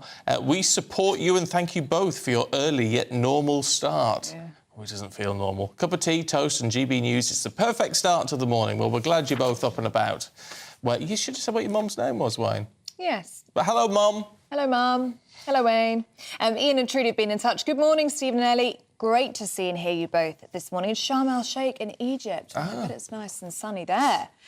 Usually we have resident in Skegness, links, but here on holiday in Sharm for a few more days. Lovely to have you both here with us. Oh, I wish. Well, we wish we were in Sharm el-Sheikh. That would be nice. I've never been to Egypt. No, neither have I. I'd love to see the pyramids. Oh, me too. Are you going to the pyramids as well? Are you going to get that in? Or are you are the pyramids near Sharm? No, I don't think so. In Giza, aren't they? Oh, yeah. But you can do both. We had a producer here who did both in about 5 days. Really? Or if you've been to... Tell us, Ian and Trudy, if you've been to see the pyramids at some Or point. you're just enjoying the beach, because I wouldn't blame you if you're doing that either. And this is a lovely one from Carol in Stevenage. Oh, go on. Who says, morning, you two, Stephen. I guess that we have to give Timmy and my Belle, that's obviously Carol's cat, extra treats for checking their paw watches. Before they woke us up this morning. How sweet is that? I have a feeling that I'll be dozing off later this morning. Yes, I will be dozing off a little bit. Yes, my alarm didn't... I don't have an alarm clock, but I ask Alexa to wake me up. That's to set an alarm every day. And I thought I'd done it when I'd gone to bed last night. But I can't have done. Sure. I can't have done, because it didn't go off. And I was irritated by the cat at only about 10 minutes after the alarm should have gone off, actually. Timmy knew the time. So he got me up. He's very clever. Even with Very the clocks clever. jumping forward, he knew Daddy's got to be up. Very irritating, because I would have had otherwise a nice lie-in and turned up here about 8:30 or something. Because I would have needed you. Imagine me by myself. Hello, welcome. You'd be all right. You'd be all right. No, I'm very happy you're here, so thank you, Timmy. You're watching and listening at home, I'm sure, and thank you for waking your daddy up. Yeah, yes. And a lovely one from Nige in Weymouth. Hi, Nige. Suffer from insomnia due to motor neurone disease, but it just seems like a shorter amount of time to have waited to see your smiling faces this morning. That's very nice. It's very Thank you very much, Nige. I hope you get a bit more sleep tonight. Insomnia is an awful thing. Oh, yeah, awful. But we're happy to keep you company, and thanks for keeping us company as well. It's so nice to get all your views and really lovely messages. Best part of the show. It really is, and it's so nice so early in the morning to know that you're watching and enjoying it. So thank you so much. Keep them coming in, GBNews, gbnews.uk, on any of the stories that we're talking about this morning, or just a lovely message. Just let us know how you're feeling. After jumping forward an hour and losing an hour's sleep, you off kilter or are you feeling good? Got a spring in your step? Well, maybe. Now, if you're planning a visit to France at some point, you might fancy this, because a Paris mansion that once belonged to Edward and Wallis Simpson is to be turned into a museum and open to the public for the first time. Yes, the Château Le Bois became the official residence of the couple in 1953, 17 years after Edward abdicated the throne to marry the American socialite. Well, the announcement comes as, of course, King Charles had to postpone his visit to France because of the violent protests against the French government over pension changes. He was meant to be heading out there today. Yes, lots of royal stories taking place today. So who better to discuss this with than royal commentator Michael Cole? Good morning to you, Michael. Let's start, shall we, with the Château Le Bois, the museum that is opening soon. What's your reaction to that? That'd be quite nice to go and visit.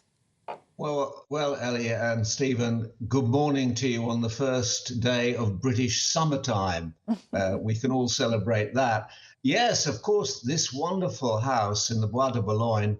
I first went there in 1986, just shortly after the Duchess died. Duchess of Windsor died in 1986 in May. Her husband, the king who abdicated, Edward VIII, he died in 1972. And I went there. I was making a programme for the BBC, which was called The Uncrowned Jewels, all about her fabulous jewellery collection, which the king, as Prince of Wales and as king, had given to her, telling her love story, their love story, the man who gave up his throne for the woman he loved, through the jewels. And it was quite a successful programme. In fact, at the time, it was the most watched documentary on the BBC ever, only beaten by the documentary The Royal Family, of which the Queen was the owner. She still retains the copyright of that. And I went there many, many, many times afterwards. Interestingly, when the house was, there it is, it's beautiful too. It was actually originally built by Mr. Renault. Now, Mr. Renault collaborated rather wholeheartedly with the Germans during the Second World War, and he forfeited the house, and it became property of the French state, administered by the city of Paris and the mayor at the time, Jacques Chirac, and he offered the house. There it is. That's the bathroom. The photographs, the collection, were found in the bathtub after they died, and there are some of the beautiful photographs by Man Ray, and there's a picture of Queen Mary there.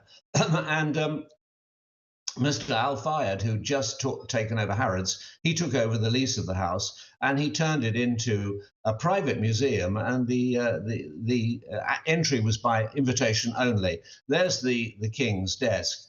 And it was a wonderful place. And in fact, the King, King Charles III, went there at Mr. Al Fayed's invitation when he was Prince of Wales. And Mr. Al Fayed said to him, you can have anything you would like in the house, any of the King's possessions, because he bought the entire contents. And so the King, as Prince of Wales, could have had anything. And do you know what he chose? He chose a cushion about this size, and it had been made in Petit Point by the King. They were not great readers, the Windsors, and in the evening, if they weren't going out socializing in Paris, the King would stitch away, and he was very good at it, and this was quite common. He had been a sailor in the Royal Navy in his young days, and sailors were very famous for sewing. And the pattern on this beautiful cushion, which was, I remember seeing, was in black, silver, white, and a little bit of red, was the Prince of Wales feathers, the motto, Ich dien, in German, I serve. And that's what the King chose as a souvenir of his great-grandfather. It was, yes, it was fascinating. Actually. To think that ordinary people, the members of the public, can go in, there's even going to be a canteen there, well, they'll be fascinated by it, because Mr. Al Fayed did a fantastic job of renovating it, and it really is quite a beautiful place. Well, let me just tell you, Michael, I don't go anywhere that doesn't have a tea room. But it does sound very interesting. You say the Windsors weren't great readers. I wonder about the current King, whether he's going to be a great reader, because we hear, according to the Mail on Sunday, that Andrew is thinking about writing a royal memoir. Well, yes, indeed. Well, I think if he does go ahead with that, Stephen, I think that will probably be a decision on a par with his decision to be interviewed by Emily Maitlis in November 2019. And we all know how well that turned out. Frankly, this is the last thing that Buckingham Palace could ever possibly want. And one has to ask why. Does he need the money that much? Perhaps he's encouraged by Prince Harry's huge success, selling thousands of copies, really many, many thousands of copies of Spare. Well, if you've read Spare, if you've ploughed through it, it really is quite a hard read. And tell you what it does reveal, how many, many times he talks about his drug taking. I'm talking about Prince Harry here. Drug taking, smoking weed on the beach, getting drunk, getting wasted. It really is quite depressing to realize that this man who had such tremendous advantages in life should be so wasted so often. I mean, he's grown up now. He's 38. He's got 2 children. Quite frankly, how would he feel if somebody said to him, Prince Archie and Princess Lilibet, they're going to grow up and they're going to be on drugs like you were? I should think he'd be horrified. But to revert to your excellent question about Prince Andrew, I should think this will be a horror story for the Buckingham Palace. However, I mean, were he to write that story, I think we'd be very interested to read it. I did his very first television interview in company with my colleague Anthony Carthew of ITN on the day the engagement was announced in the spring of 1986. And bear in mind, at that time, Prince Andrew was very, very popular. He'd served with distinction in the South Atlantic. He'd put his body in harm's way. He could have come back in a body bag like 255 of his fellow countrymen. And when he came back, the Queen was there at Portsmouth. He came down the gangplank, a red rose clamped in his very ample teeth. And he was the glamour boy of the royal family. It's so sad to me, and I know him quite well, and have seen him at work around the world, to see him brought down to this level. But it does upset me, because he had such fantastic prospects. One can only imagine that he needs the money, or he's trying to send a message to his older brother, the king, you know, be nicer to me or else. Maybe. Michael, thank you very much indeed. The phrase, it is ample teeth, I think will stay with me forever now. Thank you very much indeed. You can imagine it would be very revealing, though, that if there was a tell-all memoir from Prince Andrew, it'd be a nightmare for Buckingham Palace, though, wouldn't it? It would. And hopefully he's got good advisors, perhaps not the same ones he had in 2019. No, maybe not. We shall see anyway. Look, coming up, we're going to tell you about inmates in England and Wales who are being released every year, but now trying to reduce levels of reoffending. We'll tell you how in a few minutes.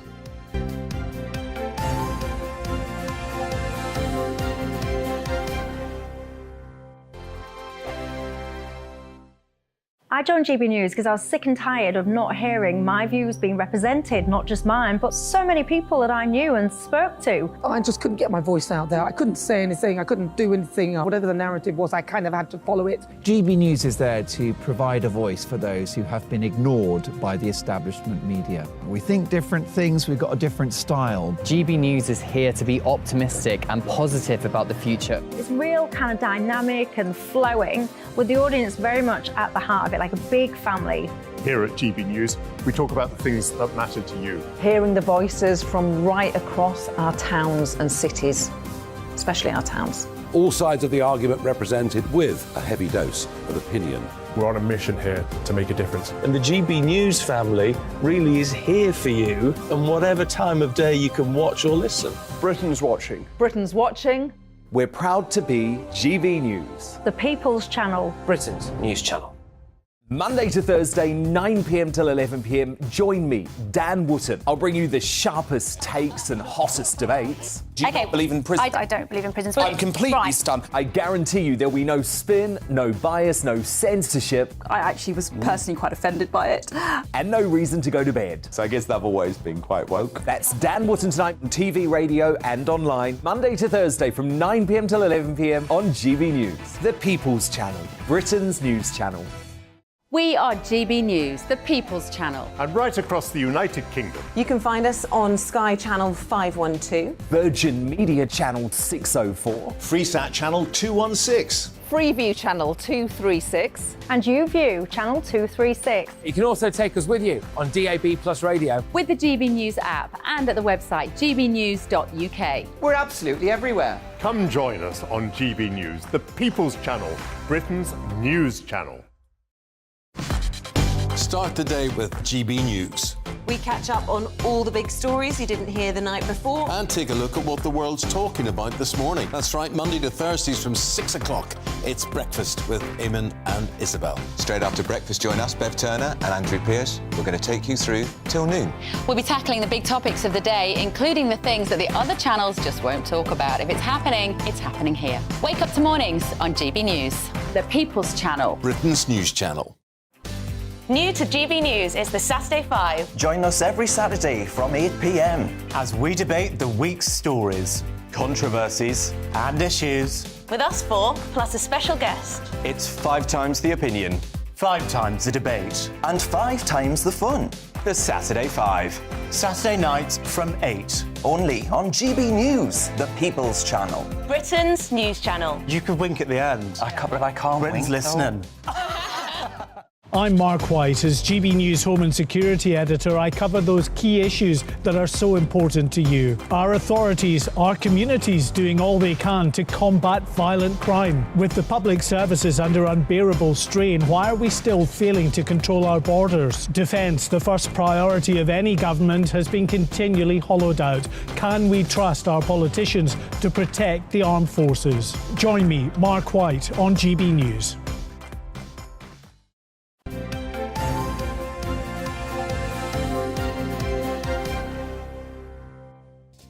At 7:27, you're watching and listening to Breakfast on GB News with Stephen and Ellie. Yes, lots still to come on the programme. At 7:45, we'll be getting up to date with our showbiz news, including the latest explosive revelations from the Gwyneth Paltrow case. Yeah, we're not doing that, actually. Oh, right. We're not doing that. We're talking about I'm a Celebrity. Oh, are we? But anyway, and remember Stig? Well, he's waded into the row over the BBC's cancelling of Top Gear. We'll talk to him just after 8 o'clock. And as always, we always want to know what you, the viewers, think, and the listeners, actually, if you're listening on the radio. Yes. Do get in touch on email, gbnews@gbnews.uk, or you can tweet us at gbnews.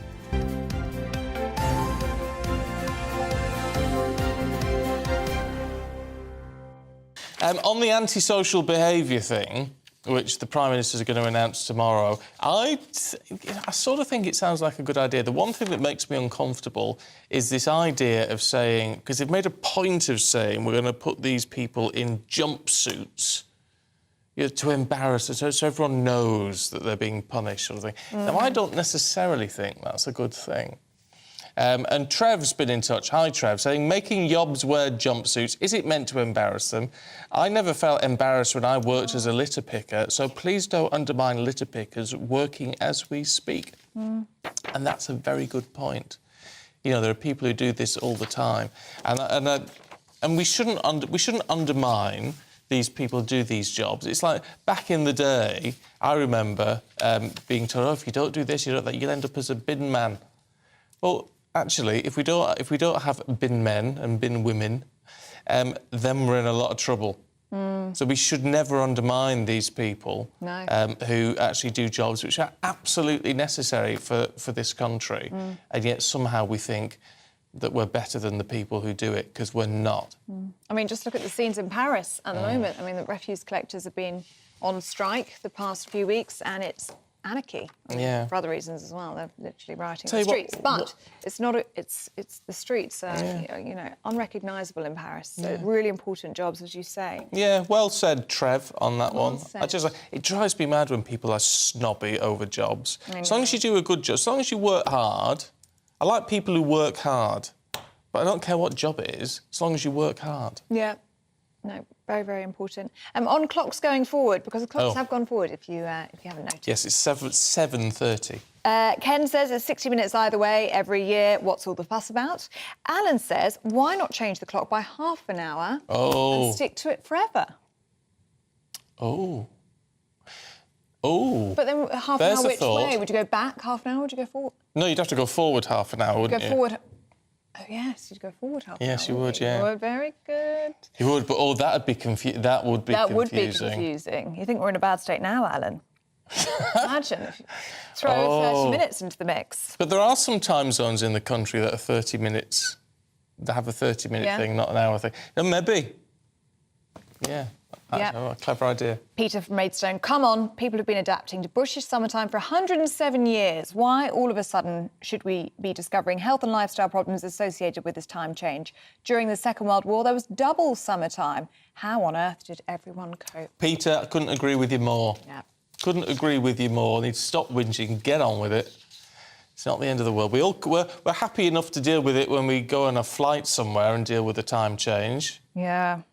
The fact it's happening here, well, so what? I think we should do away with it. I can't be bothered with the faff of it all. I know I'm going to have to deal with my car clock and my kitchen clock. But so much changes automatically. The kitchen cooker needs to be changed. But apart from that, everything else changes on its own. Yeah, and it's good, actually, now we're in the age of smartphones that it does just do that, doesn't it? Even the car changes on its own. Oh, does it? Yeah. Does your car do that? Changes on its own. Oh, well, that's very good. Mine isn't that fancy. I don't know how it does it, but it does it. Signal from the radio, we're being told. Yeah, that's what our director says. What does he know? Signal in the radio. What do you know, Sebastian? What do you know? Seems to know everything, does our Sebastian. It's like the voice of God who just comes through. He's like, the signal from radio. He just has the answers to everything. Yeah, it's all to do with DAB. He's got all the answers. He's a geek, ladies and gentlemen. It's the sort of people we have to work with. I don't have DAB, that would be why. Yeah. Anyway, look, if you have any thoughts on that, and if you're a geek, I'd love to hear from you. I love geeks, really. Yeah. gbviews@gbnews.uk. Now, I feel quite passionately about this one. You do? I do. Now, over 30,000 inmates were released from prison across England and Wales in 2022. That's according to the latest figures from the Ministry of Justice. But many ex-offenders struggle to find work as employers might be hesitant to take them on. Well, the Inside Out project gives ex-offenders a second chance while also helping to reduce the economic and social costs of reoffending. Well, our national reporter Theo Chikomba has been to meet the team.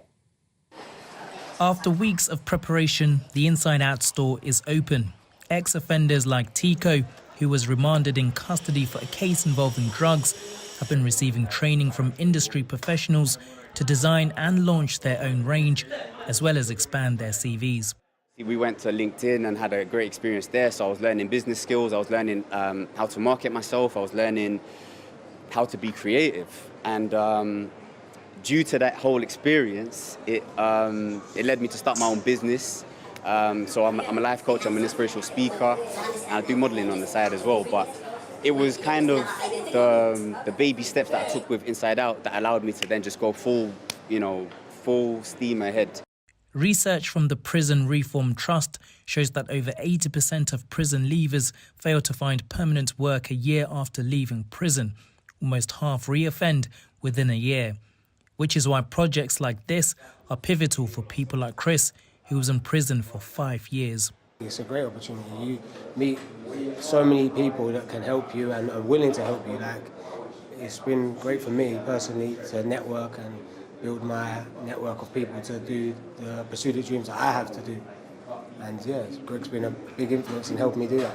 My design was a hoodie that I'm wearing, and it's about like, you're still able, whether you've got a disability in prison, as long as you've got your mind. So it was just a personal meaning to me to have that on a shirt. So yeah, and that's why I designed it like this. Prison leavers face a number of barriers that make it challenging to rebuild their lives, from economic hardship to finding work opportunities. Inside Out want to change the narrative attached to them. You know, trying to get a job when they have criminal records and just being given a second chance is nigh impossible, because the employer always wants to know what they've done, and rightly so, but they've spent their time in jail, they've done their sentences, they've served their punishment. So as a society, what do? Do we throw away the key and say, well, they're bad, stay away? But given the right opportunity, like the Inside Out project, these guys are thriving. The hope is to see a change in these guys and lift their aspirations, and that opportunities like this can help them and others in similar situations reach their full potential. Theo Chikomba, GB News. I do sort of think if, people are going to get out of prison, and therefore you need to get them back into society, don't you? And being positive, contributing members of society. I know some people have got an issue with that, but what's the alternative? Well, throw away the key?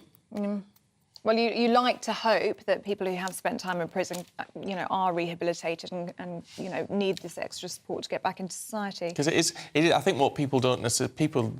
And it's understandable at times, so I can't believe they're out already, right? Especially with some serious crimes. But with licences, they're not just out and free. They have to follow licence rules and all that stuff. So actually life can be very, very difficult. And it's not to say it shouldn't be. It's part of the punishment, isn't it? But it does mean then being a positive member of British society becomes very difficult as well. And that's where you get then people sort of falling off the wagon, if you like, and reoffending. There are some cases, though, aren't there? I mean, you think of the family of James Bolger, is it, and John Venables, who just keeps reoffending. And his mother always says, no more parole hearings. He's beyond rehabilitation. But in cases like that, it's just so difficult, isn't it?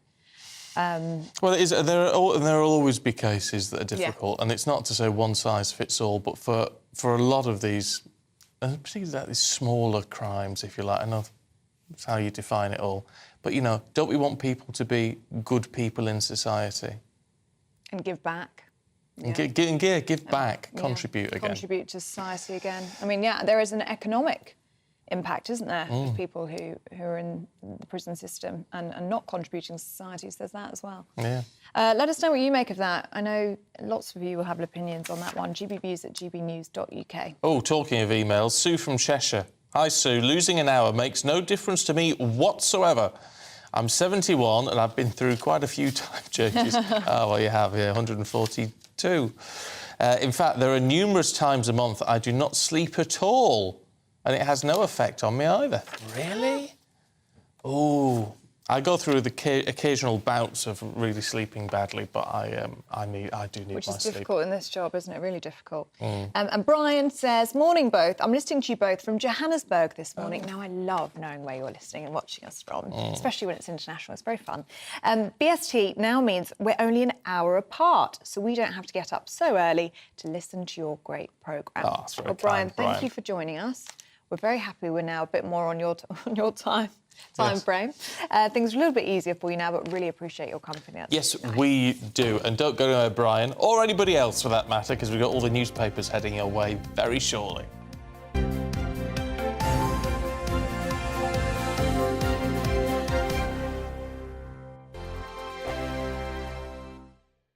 Monday to Thursday nights on GB News. At 6, it's Dubes & Co. 7 o'clock, Farage. At 8, join Jacob Rees-Mogg. And at 9, Dan Wootton Tonight, followed by Headliners. On TV, radio and online. This is GB News.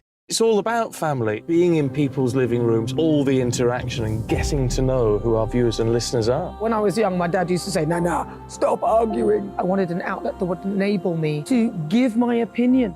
People are going through a really hard time right now, and I know that you don't feel like you're being listened to by the establishment. I came to GB News because it's the People's Channel, and I want the audience to have their say on the events of the day. We're dynamic. We do something different. Democracy shows that the wisdom of the nation is in its people. I get to travel to find out what the story is from a personal perspective. The British people aren't fools. We know when we're not being told the full story. We've got to work out how Britain moves forward from this. It's the best country in the world. The establishment had their chance. Now we're here to represent your views. Britain's watching. Britain's watching. Britain's watching. We're proud to be GB News. The People's Channel. Britain's news channel. Westminster is going around in ever-decreasing circles, followed by the media. Britain is broken. How on earth did we get into this mess? But more importantly, how do we get out of it? Join me at 7 p.m, Mondays to Thursdays on Farage. Here on GB News, we will have open, rational debate. We've got to work out how Britain moves forward from this. Join us here on GB News, the People's Channel. Britain is watching. I'm Jacob Rees-Mogg, the Member of Parliament for North East Somerset and a former government minister. For years, I've walked the corridors of power in both Westminster and the City of London. I campaigned in the largest democratic vote in our island story. I know this country has so much to be proud of. We need to have the arguments, the discussions on how we make it better. The wisdom of the nation is in its people. Vox Populi, Vox Dei. That's why I'm joining the People's Channel. Join me Monday to Thursday at 8 p.m. on GB News, Britain's news channel. GB News has its own late-night paper preview show, Headliners, where comedians take you through the next day's top news stories. You don't have to bother reading the newspaper, we've got it covered for you. Headliners, every night at 11 p.m. and repeated every morning at 5 a.m. We won't send you to sleep like some of the other paper review shows out there. GB News, the People's Channel, Britain's news channel. Join me, Camilla Tominey, on Sunday mornings from 9:30, taking the politicians to task and breaking out of SW1 to see how their decisions are affecting you across the UK. Bursting the Westminster bubble every Sunday morning, only on GB News, the People's Channel. Britain's watching. You've probably seen politicians interviewed 1,000 times, but we do it differently. We find out who they really are, we don't shout, we chat, and hopefully we bring a bit of light, not just heat. Did you know Kate Moss? Apparently. Do you have a pair of jeans or a pair of jeans? No, of course I don't. What would I do with them? My friends are like, "Oh my God, what's she doing now?" Join me every Sunday at 6 for Gloria Meets, only on GB News, the People's Channel, Britain's news channel.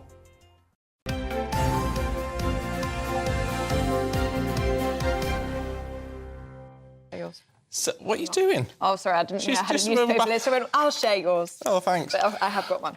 There's things I have to put up with. 7:42. This is Breakfast with Stephen and Ellie, as you can tell. Let's go through the papers with author Ella Whelan and former advisor to Jeremy Corbyn, James Schneider. Morning to you both. Ella, Sunday Times. Let's talk about the bad boy of Brexit.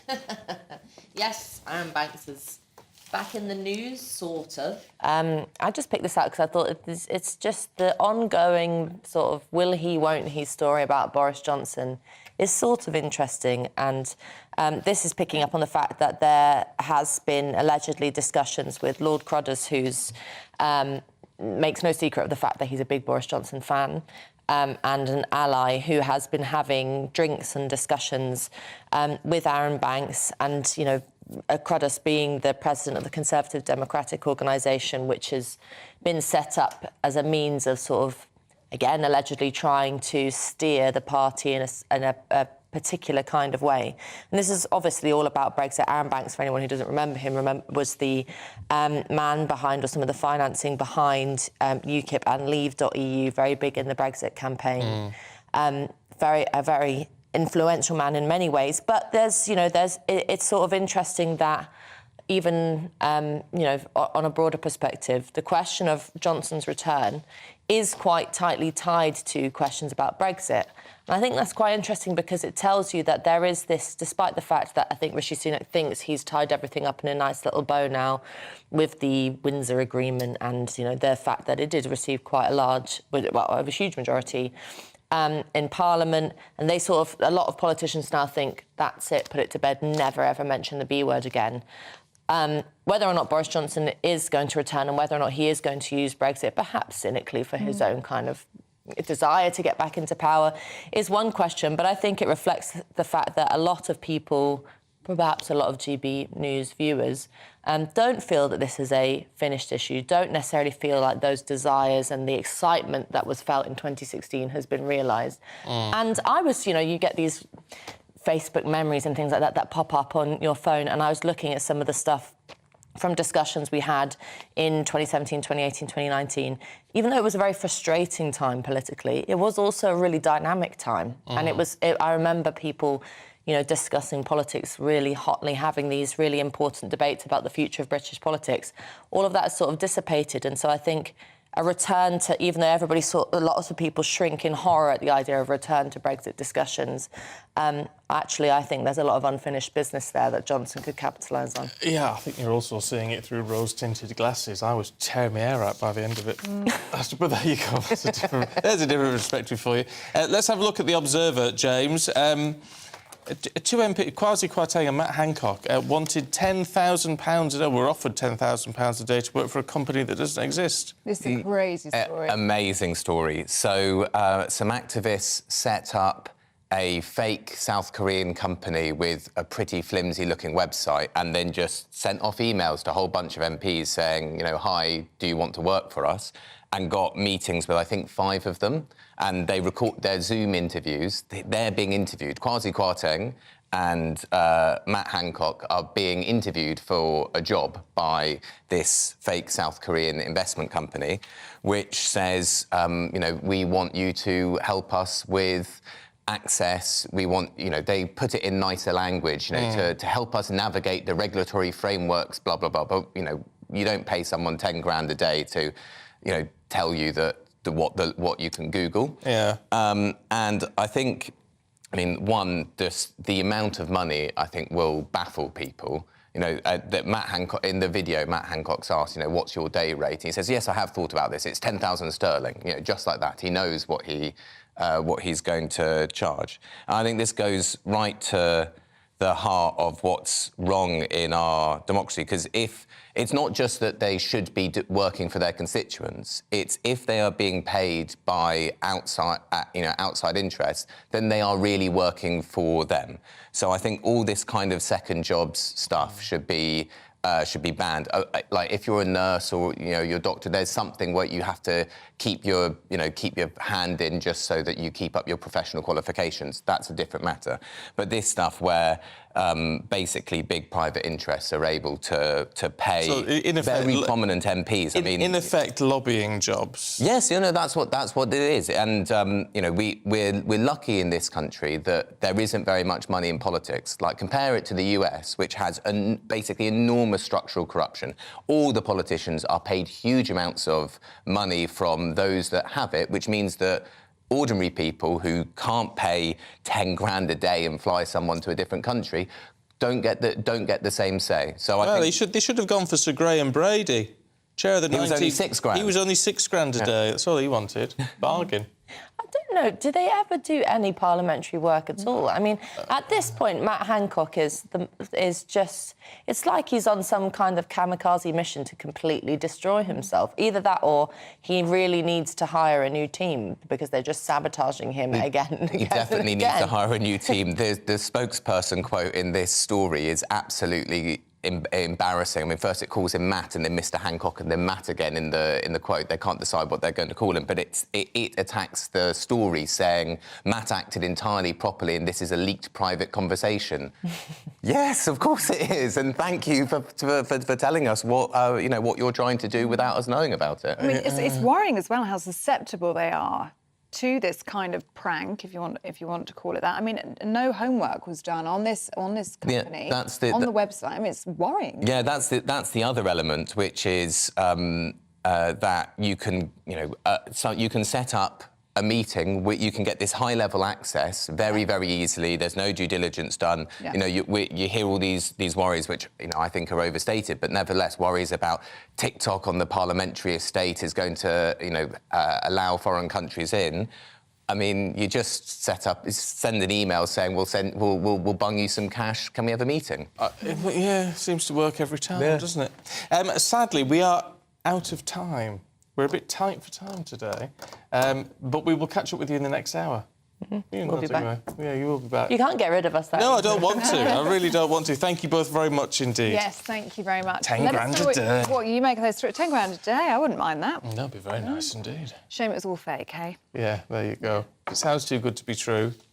Probably is. It's 7:49. Let's bring you up to date with what else is going on today. Russian President Vladimir Putin says he's struck a deal to store tactical nuclear weapons in neighbouring Belarus, which borders Ukraine. Speaking on state TV last night, he insisted it wasn't unusual, comparing it with the United States stationing nuclear weapons on the territory of European allies. The Israeli government has reversed plans to make changes to the judiciary after widespread protests. The proposals, which would have allowed the ruling coalition more power to select judges, has caused the worst political crisis in the country for years. 200,000 people rallied against the changes. Post office workers have been offered a 9% pay rise following a series of strikes. Members of the Communication Workers Union, who work at Crown post offices, have also been offered lump sum payments of between £2,000 and £3,000. They'll now be balloted on the deal, with the union saying it's the best that can be achieved.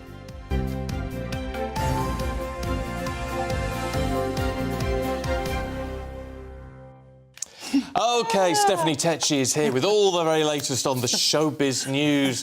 And I tell you what, it's interesting. What? I'm a celebrity. Get me back out of here. Yes, it's coming back. Because, the last series, it was all about Matt Hancock, obviously, and that was quite a controversial series. It's like it's only just finished. I know. It's like, give us a breather. But actually, no, I'm actually quite interested in this because they're heading back to South Africa for this. And it's not fresh campmates. It's mates, celebrity contestants who have starred on the show previously. So last night, during Ant and Dec's Saturday Night Takeaway, they announced the first 9 celebrities who will be taking part. Right. So we've got people such as Helen Flanagan, Coronation Street star.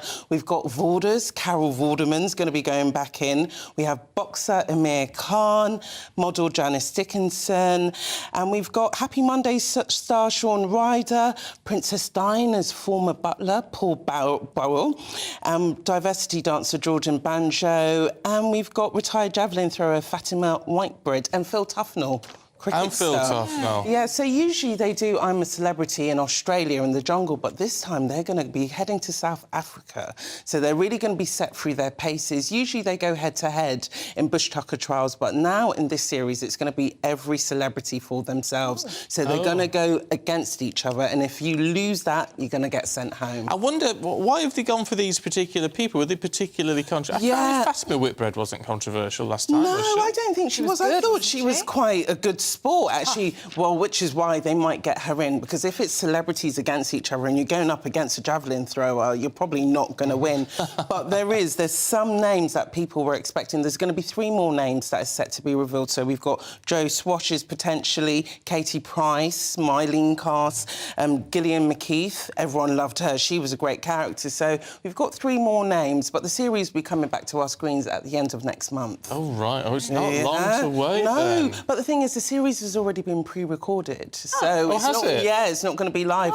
So I think these celebrities. This is very different. I know. I would have preferred it to be live. I think it would have been more exciting. But I guess with South Africa's weather, I think South Africa's heading into their winter, so they probably filmed it during their summer. Will it be as challenging as the Australian version? Yeah. There's the creepy crawlies and all the nature, the horrible things. That... I think it's going to be quite harsher. That's what a lot of the producers have been saying. That it's going to be more tougher. It's a different environment. environment. Obviously, these celebrities are used to being in the jungle, so for them to be heading to South Africa, where they could be in the heat of a desert or, you know, savannah, they're going to be really pushed to their limits. Yeah. Oh, it's interesting. Just very quick. I know it's hard to squeeze it in, but why is there controversy? What's going on with Taron Egerton? Well, Taron Egerton, this week he done an interview where he was supporting. Obviously, he played Elton John in his biopic Rocket Man, and he was, you know, championed straight men playing LGBT characters.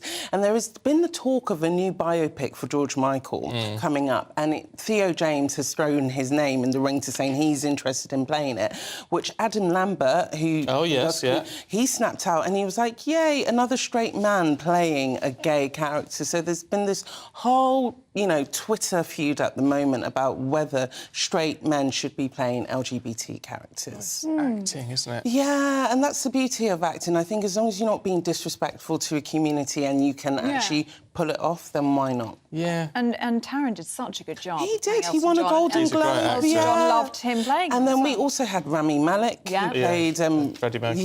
so James, I had to look him up. No, no, he's quite cute. Oh, there you go. I can see that, actually. I can see that. Yeah, so who knows? Well, that's apparently all that matters, isn't it? Is whether they're cute or not, according to you two. But it's actually, I mean, looking at, there's a shot there of Theo James. I can't show you, but he does have a look of George Michael. He's also Greek, so that's why he said that he would love to do it, because they both shared this Greek similarity and heritage. But George Michael's team have kind of shut down rumours that there will be a biopic. There's been 2 documentaries. It would be a great movie, amazing. actually. He has got a look, actually. He does. Definitely. And I think, you know, George Michael had such a colourful life and colourful career. It would be amazing to see a biopic, and I'm sure it will happen. Probably. I'm not always a big fan of biopics and things, but this is one I would watch because it's such a talent, such an incredible talent. And that voice. But with the tragedy that... Actually, and the tremendous sadness in his life, I think it'd be really worth watching. Definitely. Recently I was talking about this Channel 4 documentary where you know, how it was exposed when he was arrested for that scandal, and how he really flew the flag for the LGBT community, and, you know, what should have been a kind of downturner point in his career, he turned around. Yeah, so he was one of the first people to actually tackle on cancel culture and make it work for him. I love George Michael. I went to see him in concert one time. Great music. Yeah, incredible. Look, Stephanie, thank you. We'll catch up with you a little bit later. Oh, we don't do it on a Sunday. It's a one-hit wonder. I really want to see you on I'm a Celebrity. Me? I said that. He'd be very good. And so would you, Ellie. Oh, no. You don't know about the creepy callers. No, thank you. I think I'll pass on that one for now. We'll look at all your top stories heading away in just a few minutes. Don't go anywhere.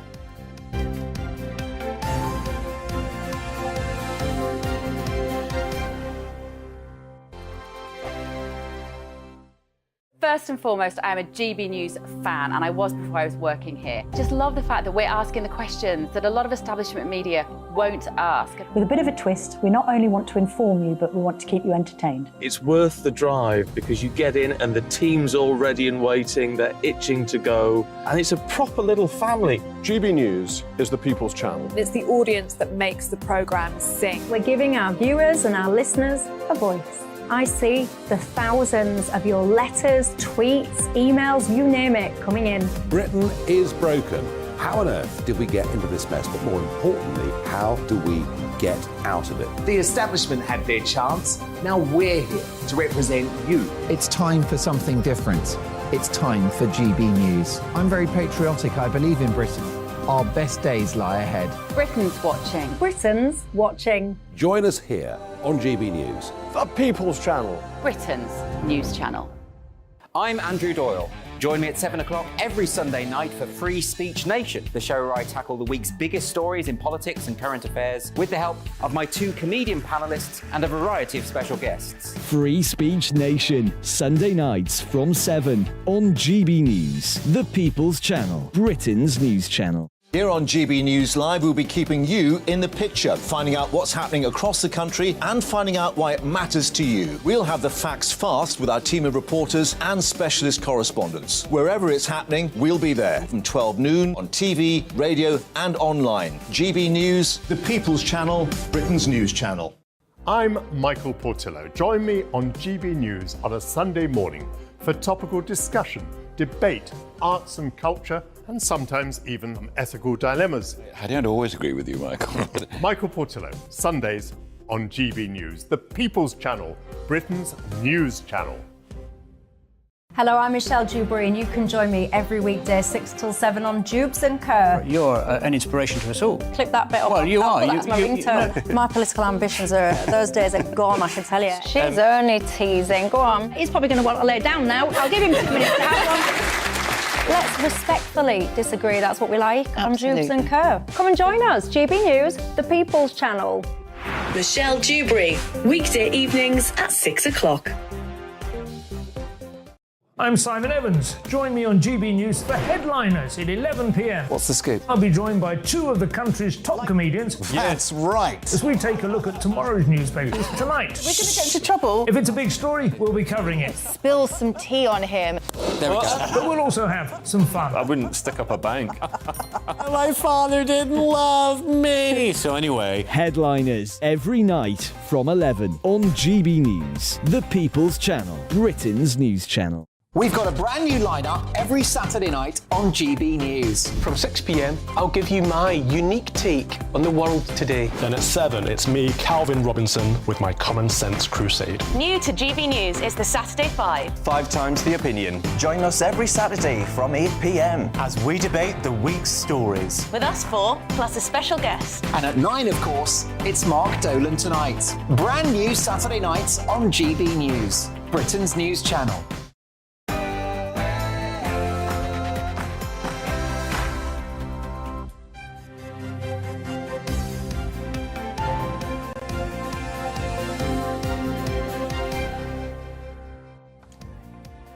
The government plans to have criminals picking up litter in jumpsuits and washing police cars in the latest attempt to tackle antisocial behaviour.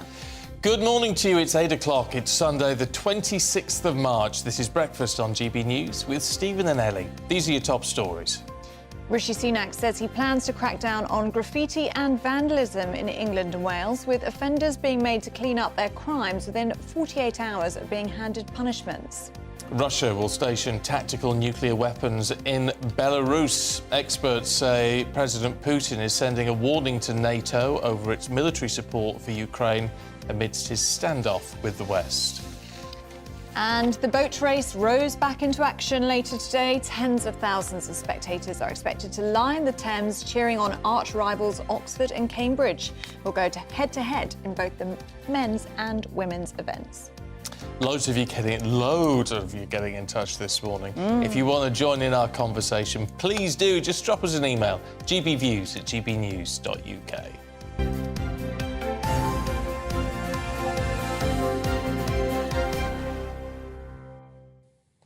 Now, washing police cars, picking up litter and unpaid shop work, just some of the Prime Minister's plans to crack down on antisocial behaviour.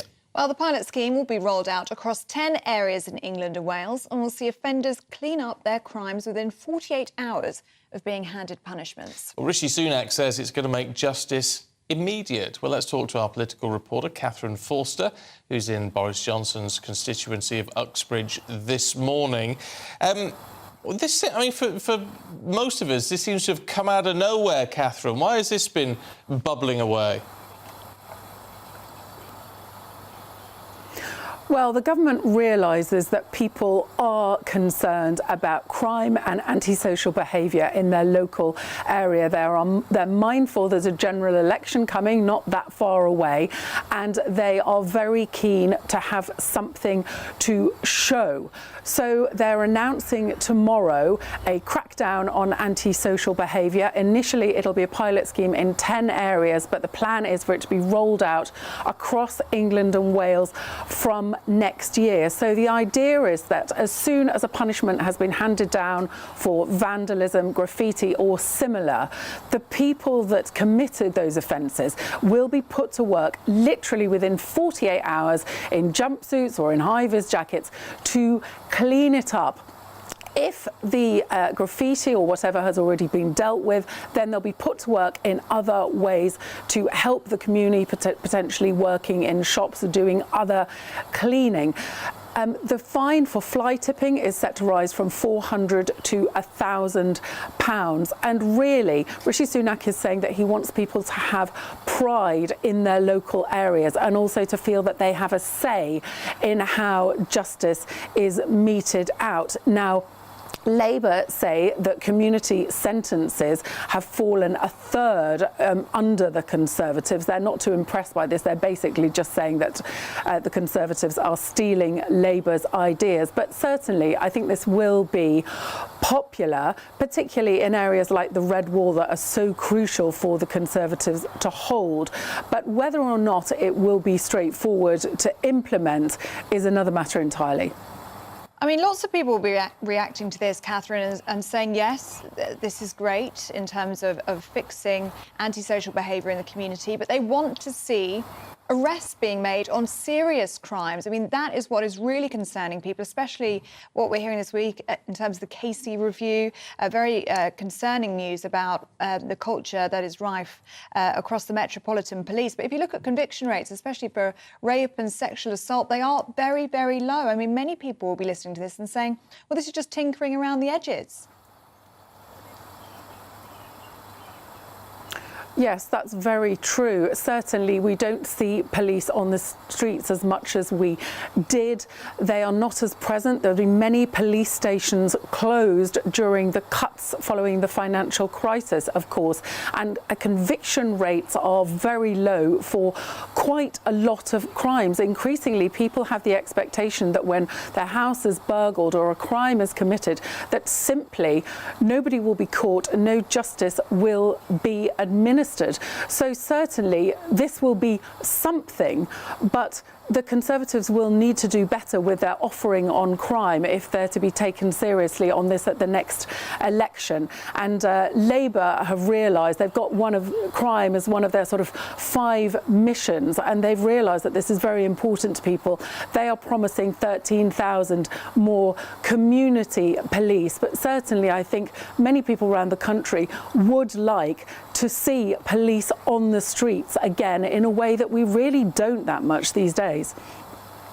Yeah, well, it's going to be interesting to see how voters react to all of this, whether it has much of an impact or not. I've got to ask you, Catherine, what are you doing in Uxbridge this morning?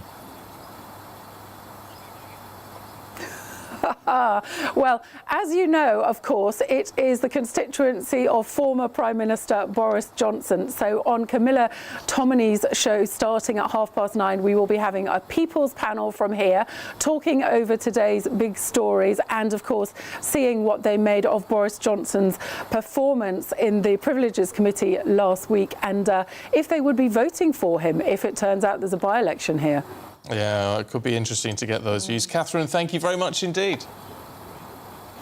Thank you. Yep. Let us know what you make of that story. gbviews@gbnews.uk. Lots of you getting in touch this morning on antisocial behaviour and these new policy that Rishi Sunak wants to bring in. George says, if the government wants to control antisocial behaviour, shouldn't they start with ensuring the Just Stop Oil tribe are duly prosecuted? Yeah, well, interesting. Luciano says, bring back national service. I know that's like a bit of a... It's almost viewed as a bit of a rant, Luciano, isn't it, when people say that? It tends to be an older generation who, well, they're the ones who remember it, bring back national service. But I do think there's an element of truth to that, you know, or some sort of scheme where people develop some pride in their local community, some sense of responsibility, sense of following orders, you know, all that sort of thing. I think it's... I think it's not a bad idea. In a way, Vince from Nottinghamshire says, putting jumpsuits on teenagers, they should use them throughout all crime. We should return to borstals and hard labour for wrongdoing. I don't know about hard labour, to be fair. I don't know if that... And borstals, well, I mean, the youth offenders centres and all that sort of thing are the same sort of thing, aren't they? I don't know whether hard labour is... It's about rehabilitation, isn't it? Now, it's punishment because you're taken out of society, but you need to be rehabilitated for when you come out. It goes back to what we were talking about a little bit earlier on about rehabilitation after committing a crime. And Kev from Skeg says, I fully agree we need to shame yobs committing antisocial behaviour, how the government wants to deal with them. He totally agrees. We need more police officers on the beat to help deter young offenders in the streets. That being said, the police, when they arrest offenders, the courts are far too lenient. So perhaps Kev's making a point there about the justice system rather than the police. Yes, it's interesting. Are the courts too lenient? I mean, I don't know. I'd need to be fair, I'd need to really look into that. Kev, to really come to a conclusion on that. I don't know if they're too lenient or not. However, I think you're totally right. More bobbies on the beat, and it's not just about dissuading people from committing crimes. It's about communities feeling safe. Having a confidence in the police, those community police officers that I used to have one, and he used to pop round for a cup of tea and all that sort of thing. It never happen now, would it? Doesn't happen now, and it was great. It was a lovely thing, when the doorbell rings and it's, the police, and is everything all right? Have you seen anything? Do you want a cup of tea? Yeah, I'll pop in. I'll have a brew, and you just feel a little bit safer somehow, don't you? Because you get to know who your community officer is. It just wouldn't happen now, would it? And perhaps, one thing that might come out of the Casey review that we saw this week, maybe Bobby's on the beat is a really easy way to start. I mean, we've got 20,000 more police officers coming, we're being told. Put them on the streets, put them on the beat, make them visible. And as you say, make people trust in the police force once again. I mean, if you see them and you know them, perhaps then you'd be a little bit more trusting, and perhaps that's where we start. Yeah, and as well as people who are, antisocial behaviour issues or more serious crimes, we've got our report looking at Inside Out, a company which is helping, through a clothing store and designing clothing, a company which is helping prisoners once they get out and helping to bring them back into society. And I said, I think it's a very good idea. I think rehabilitation is very important. And I know not everyone will agree with that. Leslie's been in touch, though, and says, everybody deserves a second chance. Let he who is without sin cast the first stone. And that sums it up, Leslie. I agree with that wholeheartedly. Yeah. I do think as individuals, you shouldn't be defined by the worst thing you've ever done. Because we all do bad things from time to time. And that doesn't define who we are, does it? I think it's nice, if you can, to believe that people are intrinsically good and want to do good. And, if they have done bad, then that is perhaps a product of their environment and what they've been through, or perhaps the way they've been raised. Or just not always. No, not always. And sometimes it is just bad judgment and selfishness and all that sort of thing. It doesn't mean people can't change. Exactly. I think we need to help people to change. I know people say, it all sounds very woke. I don't think it is woke. I think it's just common sense, really. Let us know what you think. Certainly very interesting, isn't it? GBNews at gbnews.uk. Yeah. Let's bring you up to date with some of the other stories this morning. At 11 minutes past 8, and the Russian President Vladimir Putin says he's struck a deal to store tactical nuclear weapons in Belarus, which borders Ukraine. Which, of course, you can imagine the implications of that. But speaking last night, he insisted it wasn't unusual, and he compared it to the United States stationing weapons on the territory of European allies. At least 26 people have been killed after a major tornado hit the US state of Mississippi. It's understood dozens have been injured and at least 4 people are missing after the tornado swept through the state and into Alabama. Officials say the storm has left a trail of damage more than 10 miles long for 26,000 people without power. And if you're watching on the television, those images are really shocking, aren't they? Oh, yeah, they really are.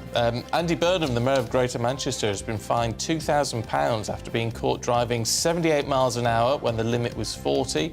He said he hadn't been aware that a variable speed limit was in place.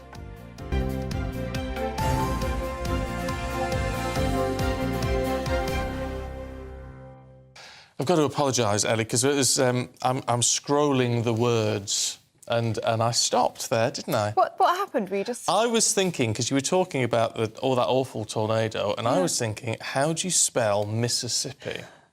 I say, is it M-I-S-S-I-S-S-I-P-P-I? It's double everything, isn't it? That's the way I remember it. Double S, double P, double I, double... There's something in Matilda... Is there? Yeah, I'm not going to be able to do it. M-I-double-S, double-S, M-I-double-S-I-double-S-I-double-P-I. Yeah, it's double everything. That's how you remember There it. you go. So that's what I was thinking about. I'd zoned out. But I was reading it and it was getting slower and slower and slower. And I was like, is this for dramatic effect? Like, I don't really know what's going on. But anyway, and then you picked up and I did. And we got there. It's because you gave me a look. Yeah, anyway, we're a great team. We are a great team. We are a great team. Rishi Sunak's immediate justice scheme, is that what it's officially being called? I don't know. I don't know. Not bad. Sounds quite good. Tony from Suffolk. Tony from Suffolk says litter is everywhere, and yet these sort of schemes of litter picking and as punishment has been going for a long time. Pointless politics again. There is a lot of litter. I tell you what though, with litter, it's like why don't actually people stop dropping it? Oh, it's one of my pet peeves. Hate it. Put it in your bag. If you can't find a bin, put it in the bag and then sort it out at home. It's often it's fast food stuff that I see more than there's not a lot around me, but when you do see it, it's fast food stuff, which you know people have bought it and then literally chucked it out the car window. Oh, what's wrong with them? The sides of the motorway are so upsetting to see. I mean, it's beautiful countryside and it's just ruined by litter. It's just absolutely awful. I've got some lovely pictures coming in on Twitter. I'll try and get some of the producers to get those up for you. But the difference in the sun and the light out there this morning, just that hour's difference. Oh, yeah. DJ Jacko, thank you for sending in those pictures. That's what it's for, isn't it? Make it lighter out there. Here's one for you. What's your favourite smell? Do you have a favourite smell? I suppose it's things like maybe a particular perfume or baking bread, or that sort of thing. Good one. That's a really good shout. Baking bread's a good one, or fresh coffee or something like that. They say if you want to sell a house, that's what you should do, bake some bread. Yeah. It makes everybody think of home and wanting to buy it. What's your favourite smell? Well, probably bread. Things like that. There's just something really lovely about it. Or a steaming fresh pizza coming straight out of a box. That's me last night. Yeah, lucky thing. But anyway... There's new research out by scientists in Sweden. Here's one for you. If you struggle with anxiety, apparently something which helps is smelling somebody else's body odour. Really? Oh. Yes. That stresses me out, if anything. So they've done research with volunteers. And apparently the smell activates brain pathways linked to emotions, offering a calming effect. Smelling body odour. It doesn't calm me. No, it wouldn't calm me either. What about you? It doesn't calm me. Oh. It's grim, that, isn't it? You do hear that, though, don't you? Some women really like the smell of male sweat, don't they? Do they? Yeah, I think it's really manly or something. I think it's disgusting. I would find fresh flowers very calming. That would soothe my anxiety. A slice of fresh bread. Or fresh bread or a slice of pizza. Not an armpit. Not an armpit, no. That would really raise my anxiety. I hate it. You know what, I got in the taxi this morning, the taxi that didn't show up. We're all on the back foot this morning. My taxi didn't show up. I think he was confused about the time. And I got in and it stank of fast food. Oh, did it? Just had something to eat and it was awful. I had to sit in it for a long, long time. And it just makes you feel ill. Yeah, it's not time nice, of the is it? No, so it does impact on your mood. I'm not sure about the link to sweat and solving anxiety, but no. It certainly impacts on how you feel. Yeah, so if you've got any views on that, gbviews at gbnews.uk. Keep them nice. Sweat doesn't do it for us, does it? No. Now, the King's Troop Royal Horse Artillery are completing their final preparations for what is going to be an extremely busy state ceremonial season. Yes, the King's coronation likely to be amongst their duties this year. Final inspections took place to ensure everything is to the highest of standards. Our London reporter Lisa Hartle has more.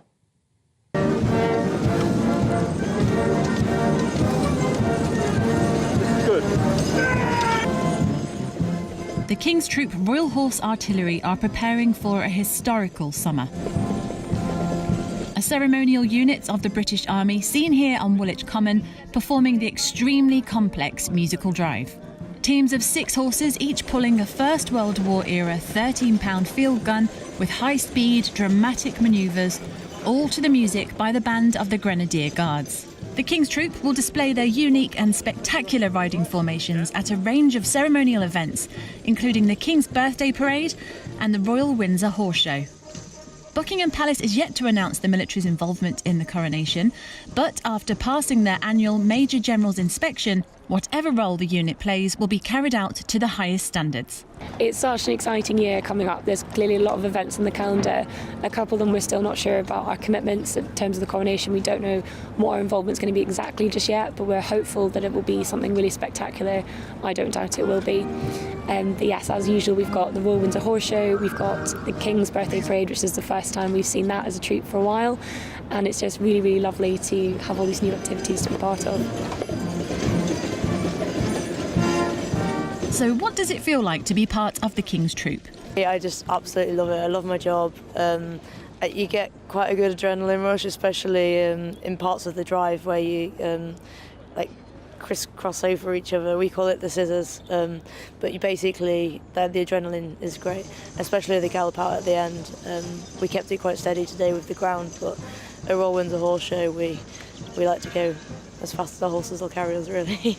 And with the firing of the guns, the rehearsal comes to an end, marking the start of what is set to be an unprecedentedly busy summer for the King's Troop Royal Horse Artillery.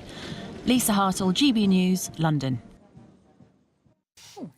Looks great, doesn't it? Yeah, I love all of that. Pomp and ceremony, it's what we do best, isn't it? Oh, think of May. May is going to be amazing. It really is. We'll have full coverage of it all, every little bit and bob. I don't know what we're doing yet.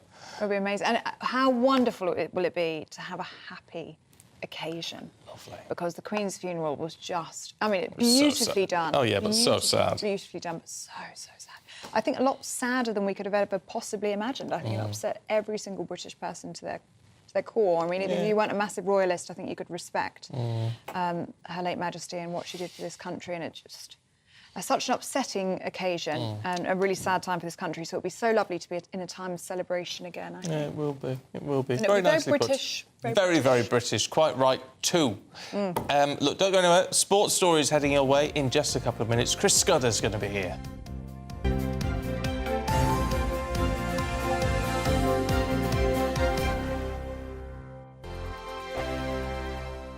I joined GB News because I was sick and tired of not hearing my views being represented, not just mine, but so many people that I knew and spoke to. I just couldn't get my voice out there. I couldn't say anything, I couldn't do anything. Whatever the narrative was, I kind of had to follow it. GB News is there to provide a voice for those who have been ignored by the establishment media. We think different things, we've got a different style. GB News is here to be optimistic and positive about the future. It's real kind of dynamic and flowing, with the audience very much at the heart of it, like a big family.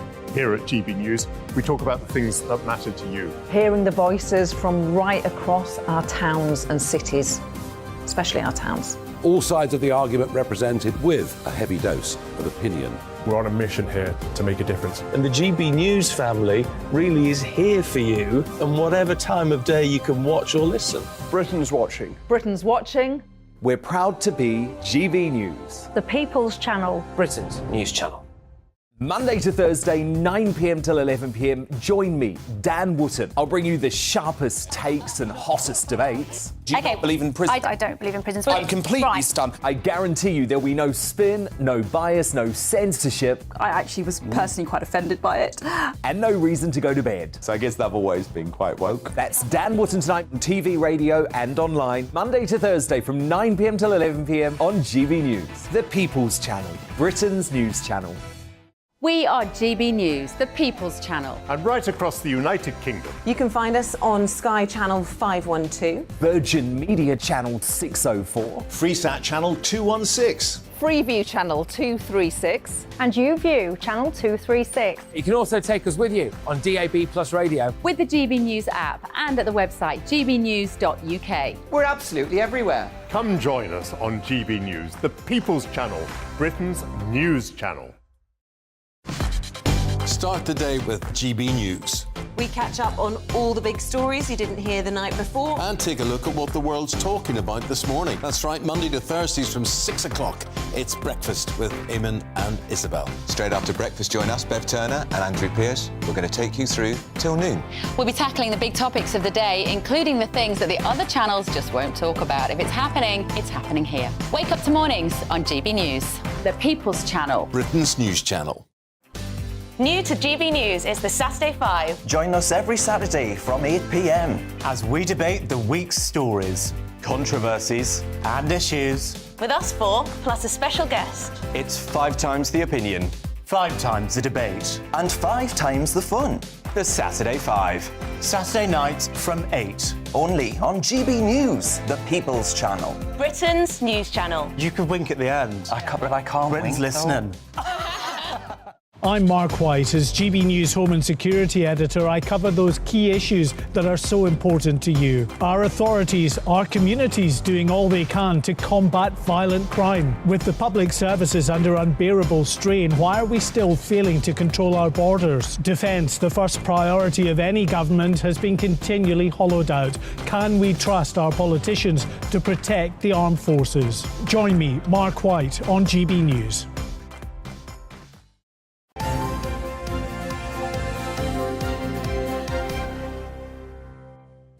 8:24, very nearly. This is breakfast. Well, it's breakfast on GB News with Stephen and Ellie. I'm very confused. I just enjoyed your roundup because that's what we're doing. We're skipping ahead, aren't we? We've skipped ahead an hour, but it is 8:24. Yes. Now, the King's Troop Royal Horse Artillery are completing their final preparations ahead of the coronation. We're going to be checking in with them, as we just did, actually. Yes, we've just checked in with them. Checking in with them again. But it's nice to see the pictures again. Yes. There you go, it's impressive stuff. And Paul Hawkins will be at Wembley ahead of England's qualifying match against Ukraine later on this afternoon. And as always, we want to know what you think, so do keep getting in touch with us this morning. gbnews@gbnews.uk, or you can tweet us at GBNews.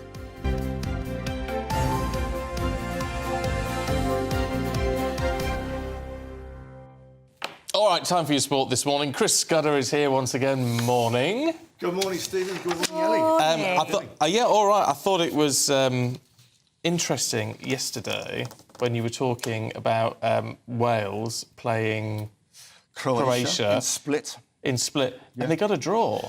Did really well. I mean, I thought, you know, given that there was no Gareth Bale and a lot of kids coming through and transition for Wales, that against the team who reached the World Cup semi-final in Qatar and the final, the one before that, you know, very experienced, that had struggled. And to be honest, they were under the cosh for nearly all of the game. But guess what happened? Right at the end, Wales scored a goal, equalised against one of the top teams in Europe. So it's a fantastic result for Wales. And it was a fresh sub, wasn't it? Yeah, young lad Nathan Broadhead. You know, he plays. You know, we talk about how England, they all draw from the very top level players, but Wales and Scotland, Northern Ireland, they draw from lower divisions sometimes.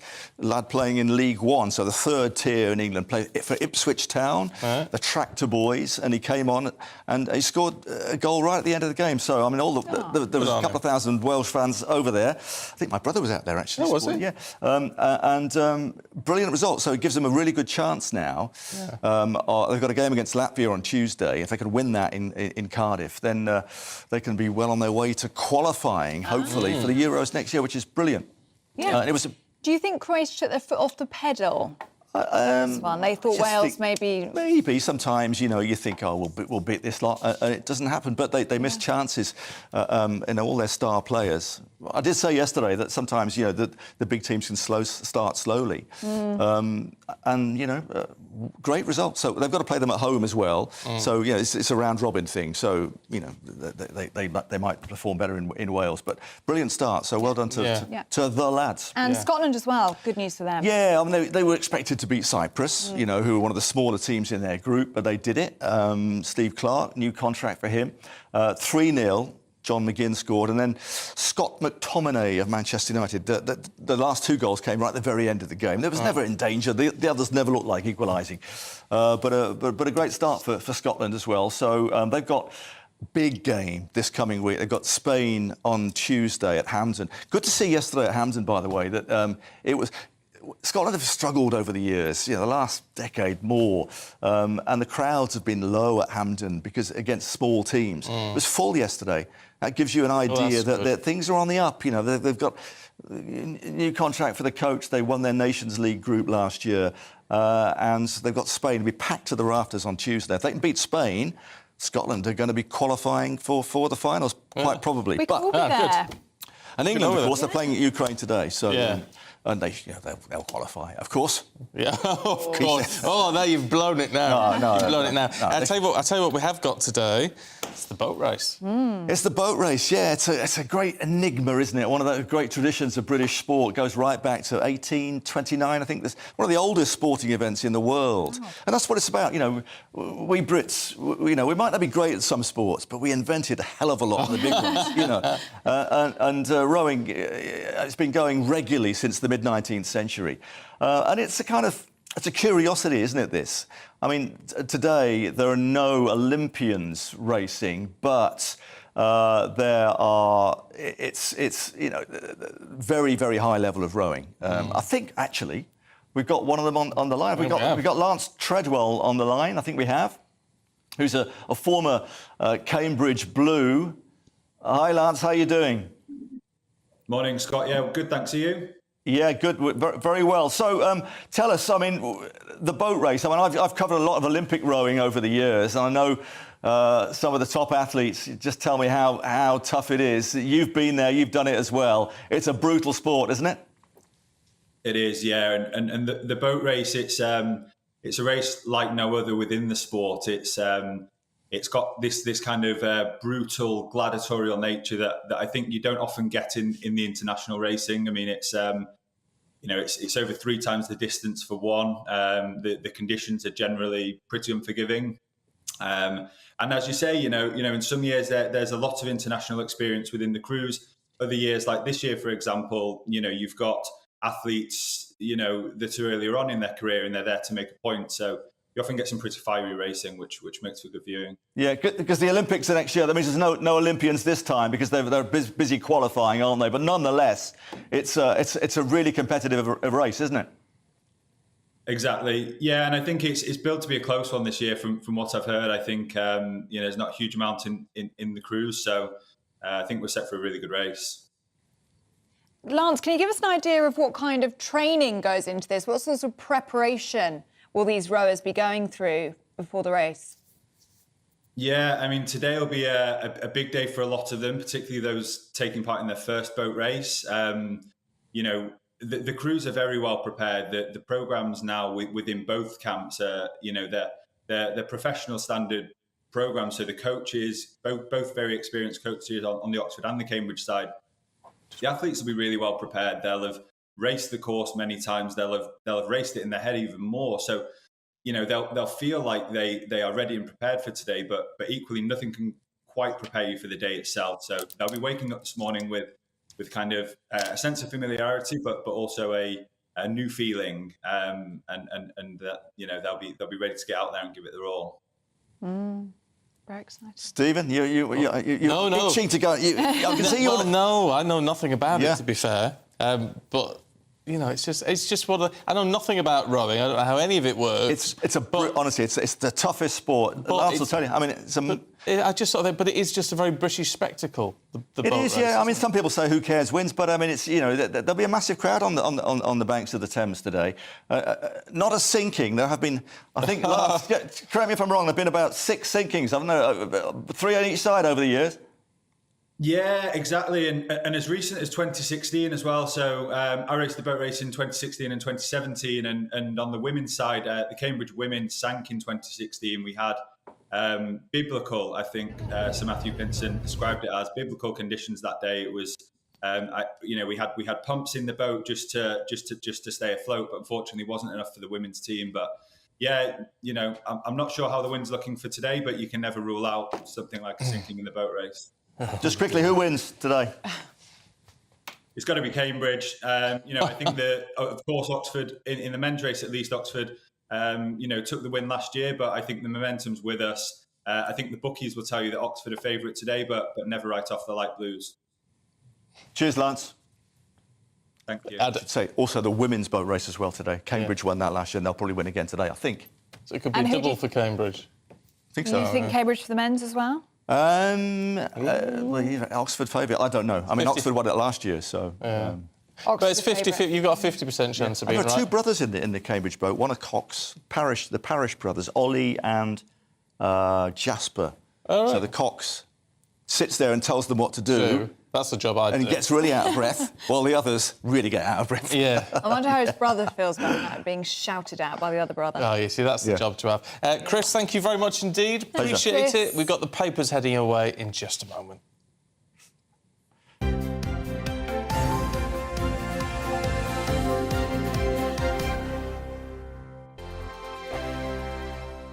Monday to Thursday nights on GB News. At 6, it's Deebs & Co. 7 o'clock, Farage. At 8, join Jacob Rees-Mogg. And at 9, Dan Wootton Tonight, followed by Headliners. On TV, radio and online. This is GB News. It's all about family, being in people's living rooms, all the interaction and getting to know who our viewers and listeners are. When I was young, my dad used to say, Nana, stop arguing. I wanted an outlet that would enable me to give my opinion.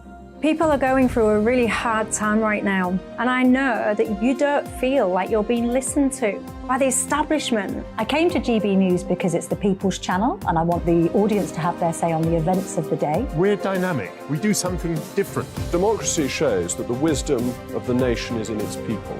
I get to travel to find out what the story is from a personal perspective. The British people aren't fools. We know when we're not being told the full story. We've got to work out how Britain moves forward from this. It's the best country in the world. The establishment had their chance. Now we're here to represent your views. Britain's watching. Britain's watching. Britain's watching. We're proud to be GB News. The People's Channel. Britain's news channel. Westminster is going around in ever-decreasing circles, followed by the media. Britain is broken. How on earth did we get into this mess? But more importantly, how do we get out of it? Join me at 7 p.m, Mondays to Thursdays on Farage, here on GB News. We will have open, rational debate. We've got to work out how Britain moves forward from this. Join us here on GB News, the People's Channel. Britain is watching. I'm Jacob Rees-Mogg, the Member of Parliament for North East Somerset and a former government minister. For years, I've walked the corridors of power in both Westminster and the City of London. I campaigned in the largest democratic vote in our island story. I know this country has so much to be proud of. We need to have the arguments, the discussions on how we make it better. The wisdom of the nation is in its people. Vox Populi, Vox Dei. That's why I'm joining the People's Channel. Join me Monday to Thursday at 8 p.m. on GB News, Britain's news channel. GB News has its own late-night paper preview show, Headliners, where comedians take you through the next day's top news stories. You don't have to bother reading the newspaper, we've got it covered for you. Headliners, every night at 11 p.m. and repeated every morning at 5 a.m. We won't send you to sleep like some of the other paper review shows out there. GB News, the People's Channel, Britain's news channel. Join me, Camilla Tominey, on Sunday mornings from 9:30, taking the politicians to task and breaking out of SW1 to see how their decisions are affecting you across the UK. Bursting the Westminster bubble every Sunday morning, only on GB News, the People's Channel. Britain's watching. You've probably seen politicians interviewed 1,000 times, but we do it differently. We find out who they really are, we don't shout, we chat, and hopefully we bring a bit of light, not just heat. Did you know Kate Moss? Apparently. Do you have a pair of jeans or a pair of jeans? No, of course I don't. What would I do with them? My friends are like, oh my God, what's she doing now? Join me every Sunday at 6 for Gloria Meets, only on GB News, the People's Channel, Britain's news channel.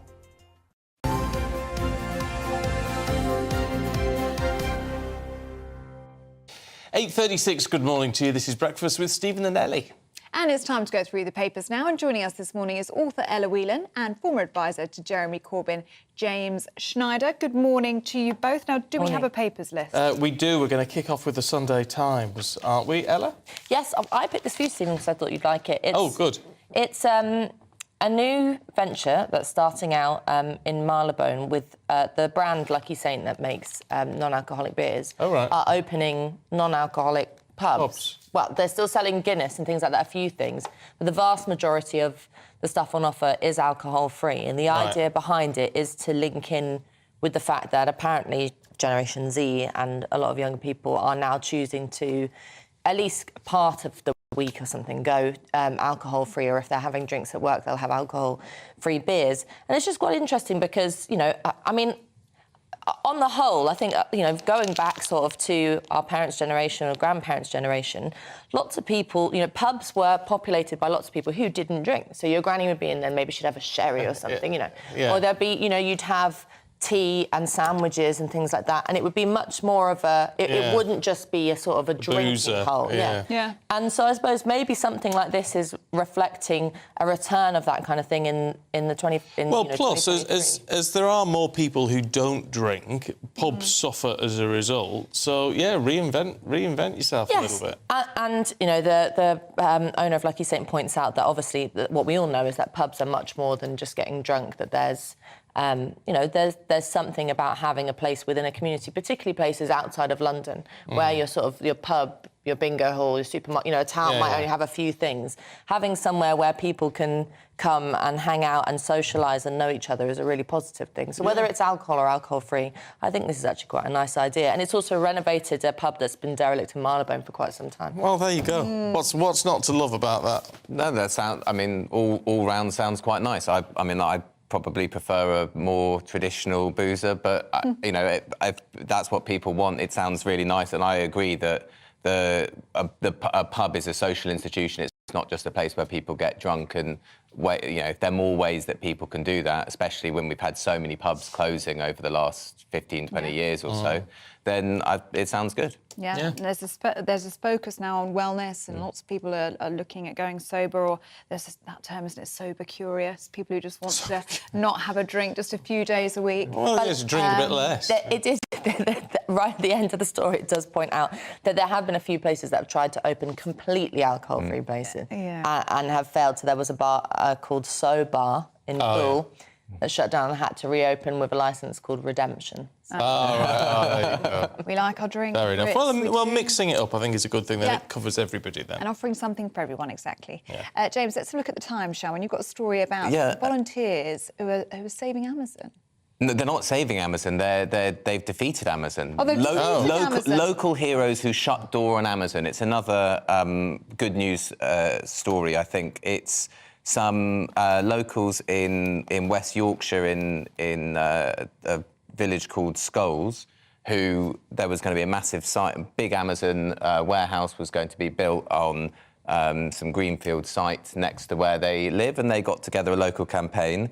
And by the narrowest of votes, apparently 4 votes to 3 in the Kirklees Borough Council Strategic Planning Committee, they managed to defeat Amazon, which is pretty amazing. One of the world's biggest companies on an enormous expansion, and they said that they didn't want to have it. Now they've got a few reasons why they didn't want it.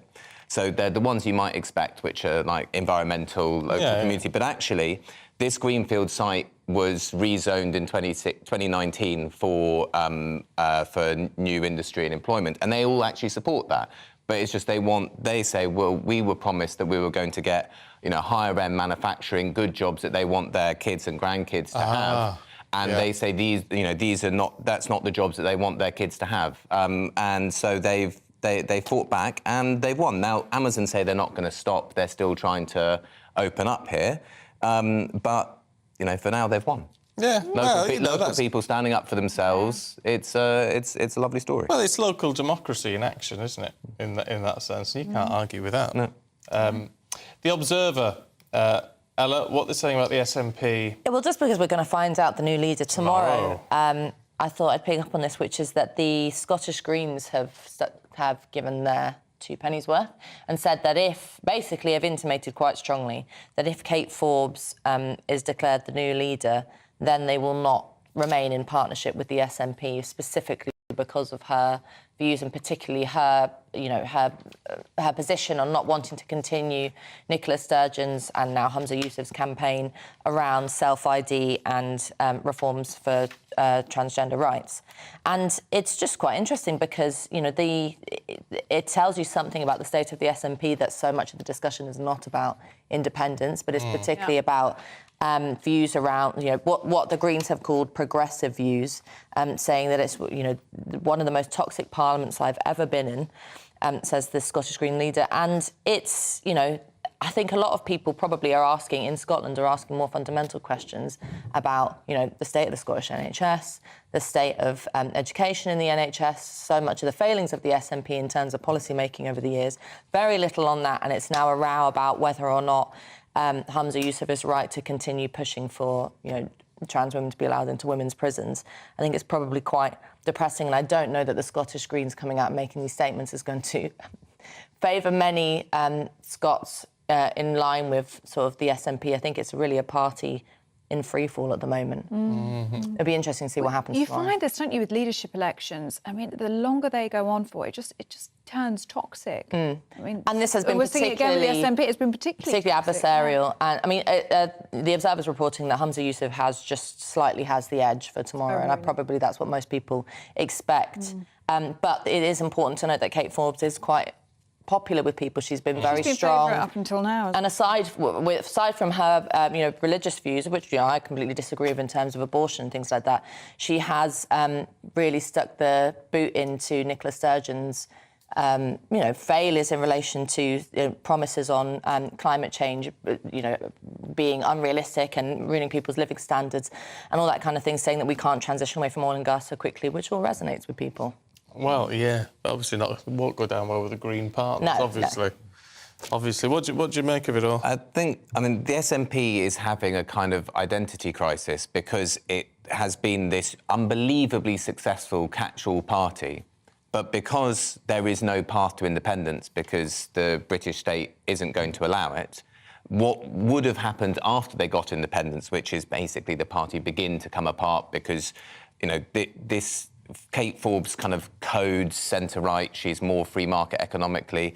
Hamza Yusuf codes more sort of centrist or centre-left. That's what, you know, that's actually what this divide is, and it's a party that has held together views that are diverse, and now without a really powerful figure, like, you know, you can agree or disagree with Nicola Sturgeon. I disagree with her on loads of things. And same thing, Alex Salmond. These were very big, very effective politicians who could control that coalition.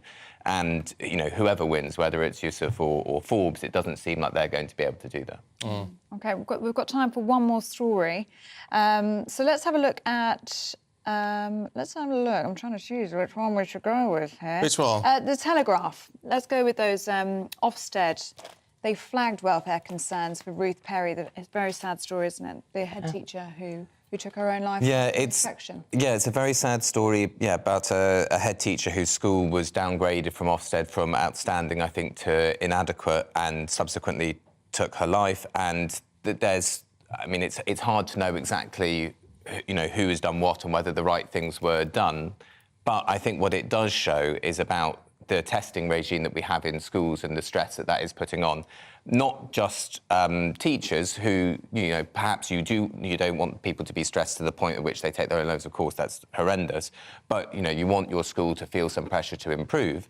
But we've got, you know, there are reports of children vomiting through stress from endless testing and so on. And I think this could start a conversation about how do you have testing which is less stressful and all year round. So the results that kids are doing from their homework in ordinary times, that goes together to how the school is seen, which I think might lead to less stress, which, you know, we don't know. We can't say what caused this person's death. No, we can't, no. No. I don't know, I'm in favour of testing kids, and I think a lot of, you know, I seem to remember sticking the fingers down the back of my neck to try and get out of a few exams in my time.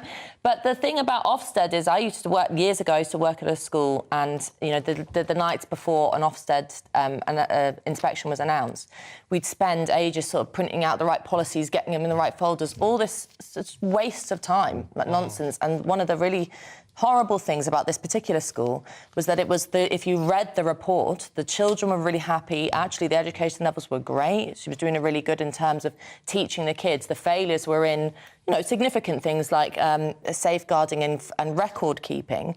But, you know, you can imagine what that might actually look like in terms of not having your files in order. And I think most parents would probably prioritise whether the kids were happy and well taught. And so I think Ofsted is often just such a blunt tool that doesn't actually tell you a huge amount about what a school really is like. Yeah. Yeah, it's interesting. What worries me slightly is that it has turned into this very anti-Ofsted thing, as if Ofsted has caused this tragedy. Yeah. Which And the family, to be fair, the family themselves did. Well, I'm glad that they did come out and say, you know, suicide is a very complicated thing, and obviously we know that any of the inspectors meant well. So it wasn't a kind of, you know, you caused our daughter to die sort of thing. Yeah. Is important to note, because I think so often suicide gets talked about as a sort of it almost gets weaponised, and actually everybody knows that mental health is an incredibly complicated thing and complex, and that's the point that you were making yesterday. Yeah, it was interesting. We had a viewer yesterday who I think it was his wife and 2 children have all worked in mental health and all said it's, you know, it is such a complex issue. You can't just simplify it. You can't make it that black and white. Can we just have a quick look at Shirley Ballas? Yeah. Yes, not Bassie. No. I made the mistake as well. So, you know, being the kind of judge that she is on Strictly and having the views that, you know, she's very popular and very experienced, she's saying that she has had a huge amount of abuse online for her criticism. So she said that she always gets...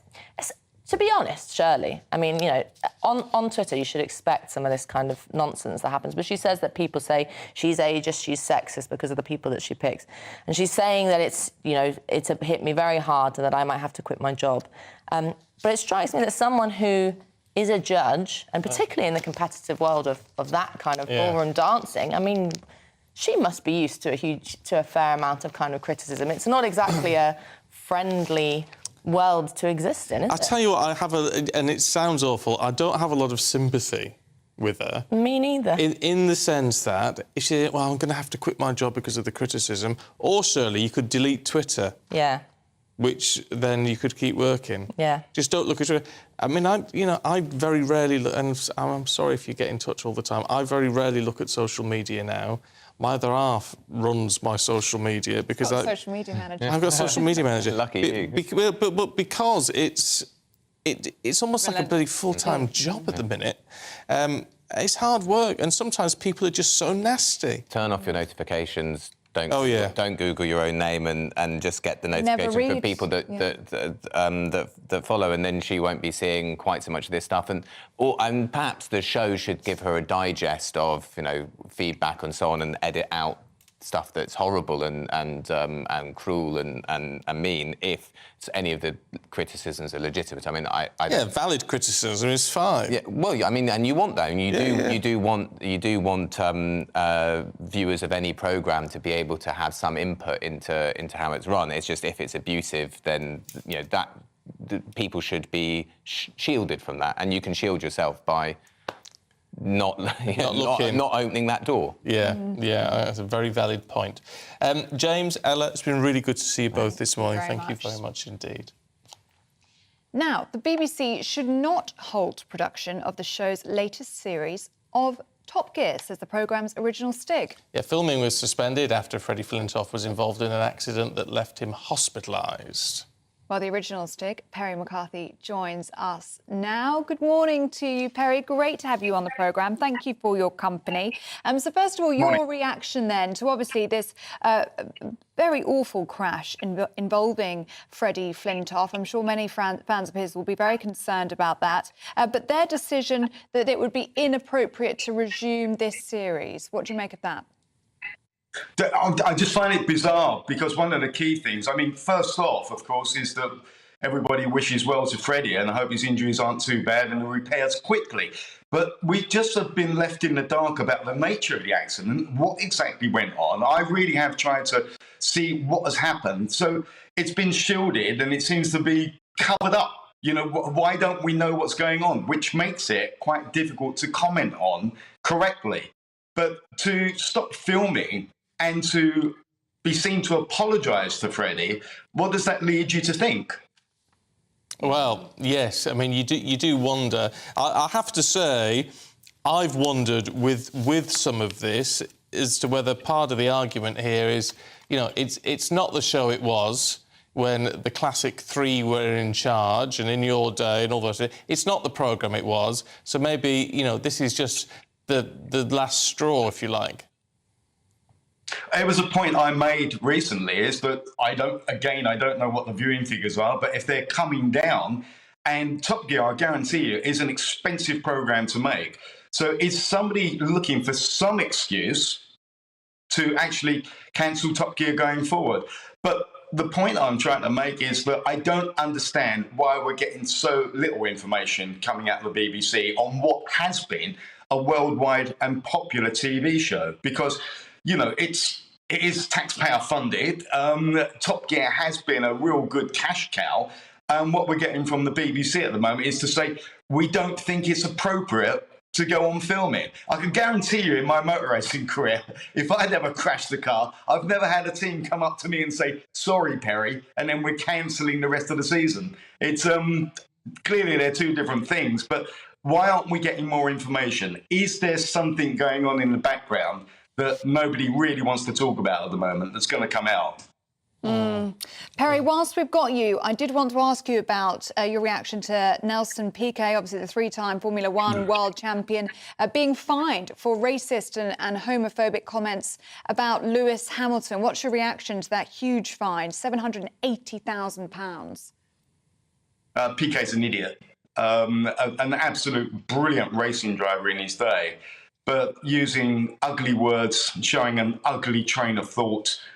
It's totally and absolutely unacceptable in a day where Lewis is doing so much inside the sport. The sport is really following up to avoid these kind of thoughts, racism, and you get somebody of Nelson's stature saying things like this. I'm sorry, it's just, well, obviously it's unacceptable. And he tried to pass it off as a word that Brazilians use as a matey term. Well, clearly the Brazilian court doesn't feel the same way that word is used in a matey term, and it's the Brazilian court that's fined him £780,000, I think. So, yeah, I'm not very fond of Piquet. As a racing driver, he was brilliant. As a bloke, not my cup of tea at all. Well said. Perry, really good to see you this morning. Happy driving today. Yeah. Thank you very much. Take care. Bye-bye. Thanks, Perry. Lovely. Who doesn't love the stick, eh? No. Right, that is it for this hour, but we're back with much, much more in just a few minutes, straight after your weather. Hello, very good morning to you. It is a bit of a wet start across southern parts this morning, otherwise it will be a mostly cloudy day and markedly colder than it has been recently. The reason for the unsettled start in the south is this area of low pressure and its fronts tracking its way eastwards, but that will clear away as we go through the day, so things are going to turn drier, but we will then have a northerly flow across the UK, which is why it will become colder. Taking a look at the details, and you can see, yes, a pretty wet picture first thing this morning across southern areas, but that rain gradually clearing away towards the east, so by the afternoon it will be quite a bit drier. Staying fairly cloudy though, best chance of any sunshine will be a bit further north, particularly across parts of Scotland. I'm expecting some sunny spells, but also some showers, and these could be a little bit wintry, some sleet or snow over the highest ground. Temperatures are going to be on the low side because of Arctic air plunging across us. Temperatures in the north getting to mid-single figures for some, a little bit milder towards the south and southwest. As we go through the end of the day, we are going to see the cloud breaking up a little bit and most of the showers easing too. So through the night, we're actually going to have largely clear skies and it's going to be mostly dry as well. As a result, the clear skies combined with some Arctic air means temperatures are going to take quite a drop. A touch of frost in prone spots in the south, but further north the frost will be widespread, pretty harsh, and some icy patches to watch out for first thing on Monday morning here too. Through Monday itself though, otherwise it's actually looking like a pretty decent day. Yes, it'll be cold and frosty first thing, but then plenty of sunshine. We are going to see some showers towards North Sea coastal parts and perhaps a bit of rain reaching Shetland later on, but otherwise a pretty dry picture. Temperatures still on the low side, similar to today for many of us, perhaps a touch colder in the southwest where there'll be a bit more cloud around, keeping temperatures pegged back a little bit. Make the most, if you can, of the fine weather on Monday because whilst it is going to be a chilly day, it's going to be the driest day with more unsettled weather to come this week. But notice temperatures are going to pick up a little bit too.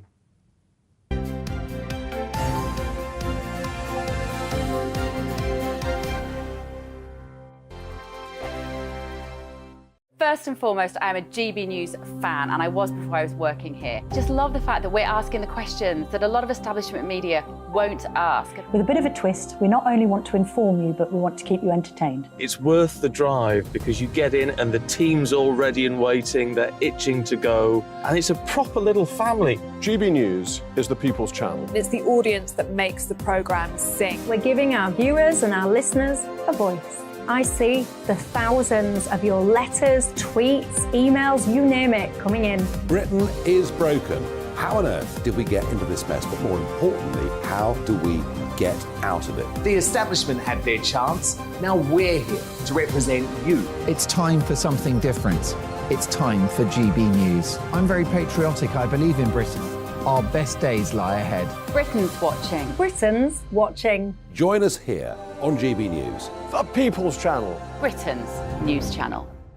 I'm Andrew Doyle. Join me at 7 o'clock every Sunday night for Free Speech Nation, the show where I tackle the week's biggest stories in politics and current affairs with the help of my 2 comedian panellists and a variety of special guests. Free Speech Nation, Sunday nights from 7 on GB News, the People's Channel, Britain's news channel. Here on GB News Live, we'll be keeping you in the picture, finding out what's happening across the country and finding out why it matters to you. We'll have the facts fast with our team of reporters and specialist correspondents. Wherever it's happening, we'll be there from 12 noon on TV, radio and online. GB News, the People's Channel, Britain's news channel. I'm Michael Portillo. Join me on GB News on a Sunday morning for topical discussion, debate, arts and culture, and sometimes even some ethical dilemmas. I don't always agree with you, Michael. Michael Portillo, Sundays on GB News, the People's Channel, Britain's news channel. Hello, I'm Michelle Dewberry, and you can join me every weekday 6 till 7 on Jubes and Kerr. You're an inspiration to us all. Clip that bit up. Well, you are. That's my ringtone. My political ambitions are, those days are gone, I can tell you. She's only teasing. Go on. He's probably going to want to lay down now. I'll give him 2 minutes to have one. Let's respectfully disagree. That's what we like on Jubes and Kerr. Come and join us. GB News, the People's Channel. Michelle Dewberry, weekday evenings at 6 o'clock. I'm Simon Evans. Join me on GB News for Headliners at 11 p.m. What's the scoop? I'll be joined by 2 of the country's top comedians. That's right. As we take a look at tomorrow's newspapers tonight. We're going to get into trouble. If it's a big story, we'll be covering it. Spill some tea on him. There we go. But we'll also have some fun. I wouldn't stick up a bank. My father didn't love me. So anyway. Headliners every night from 11 on GB News, the People's Channel, Britain's news channel. We've got a brand new lineup every Saturday night on GB News. From 6 p.m, I'll give you my unique take on the world today. Then at 7, it's me, Calvin Robinson, with my Common Sense Crusade. New to GB News is the Saturday 5. 5 times the opinion. Join us every Saturday from 8 p.m. as we debate the week's stories. With us 4, plus a special guest. And at 9, of course, it's Mark Dolan Tonight. Brand new Saturday nights on GB News, Britain's news channel.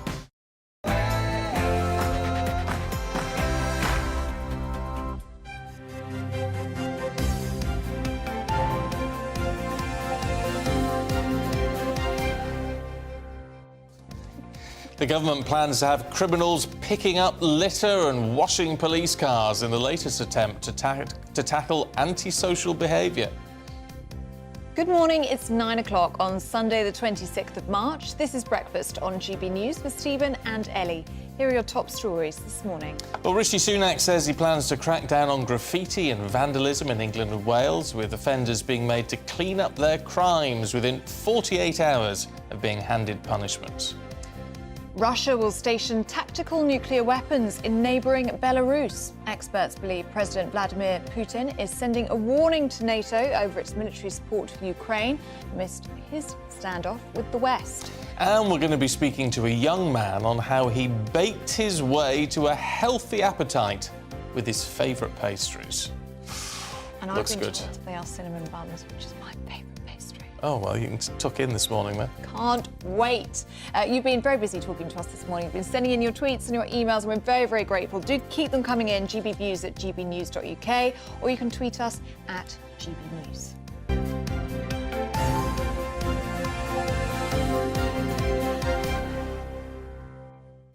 Now, washing police cars, picking up litter, unpaid shop work, just some of the Prime Minister's latest plans to crack down on antisocial behaviour. Yes, the pilot scheme will be rolled out across 10 areas in England and Wales and will see offenders clean up their crimes within 48 hours of being handed punishments. Rishi Sunak says it's going to make justice immediate. Well, coming up after breakfast today is the Camilla Tominey Show, and Camilla joins us now from Westminster. Wow, Camilla, it's been a busy week in politics. We've obviously had the Windsor framework going through. It appears to be a good week for Rishi. He's getting the headlines again today with this anti-social behaviour crackdown. But people will be asking at home, is this actually going to work, or does this just look good on paper? That's right, Ellie. I think people will be saying, is it enforceable? You know, there's lots of talk about trying to crack down on, say, fly tippers who operate quite liberally in my area. And you think, well, they go in the middle of the night.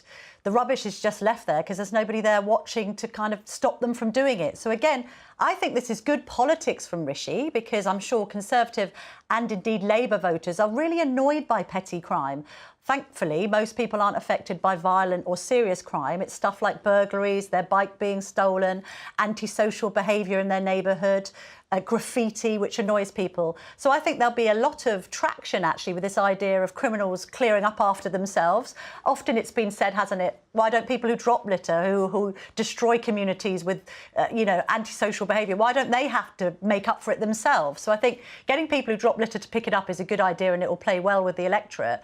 He has had a good week, hasn't he? I mean, we had the Windsor framework being passed through the House of Commons with a good majority. I think it's probably helped him as well to see Boris Johnson flailing at the Privileges Committee. We've had his work on AUKUS and putting together that security pact in the South Pacific. We've also had him looking quite strong when it comes to Scotland and having the showdown with Nicola Sturgeon that has effectively ended her political career north of the border. So I think he's in a pretty good position.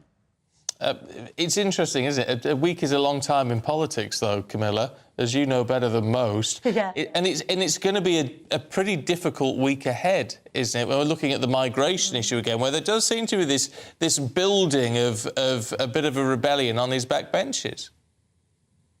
Yeah, I think there are people who are wanting specifics in amendments, particularly relating to children. There are quite a few Tories who are saying we can't be in a position as a party to be saying that we want to either detain or deport children because that will look bad. Other jiggery-pokery going along, particularly with the Brexiteers, about these migrant hotels. I was speaking to somebody very close to the action in Number 10, and they are cross MPs that migrants keep on being dumped in their constituencies, in hotels. It's annoying local people. People pointing the finger not only at the Home Secretary, Suella Braverman, about this, but also Robert Jenrick, who's in the Home Office.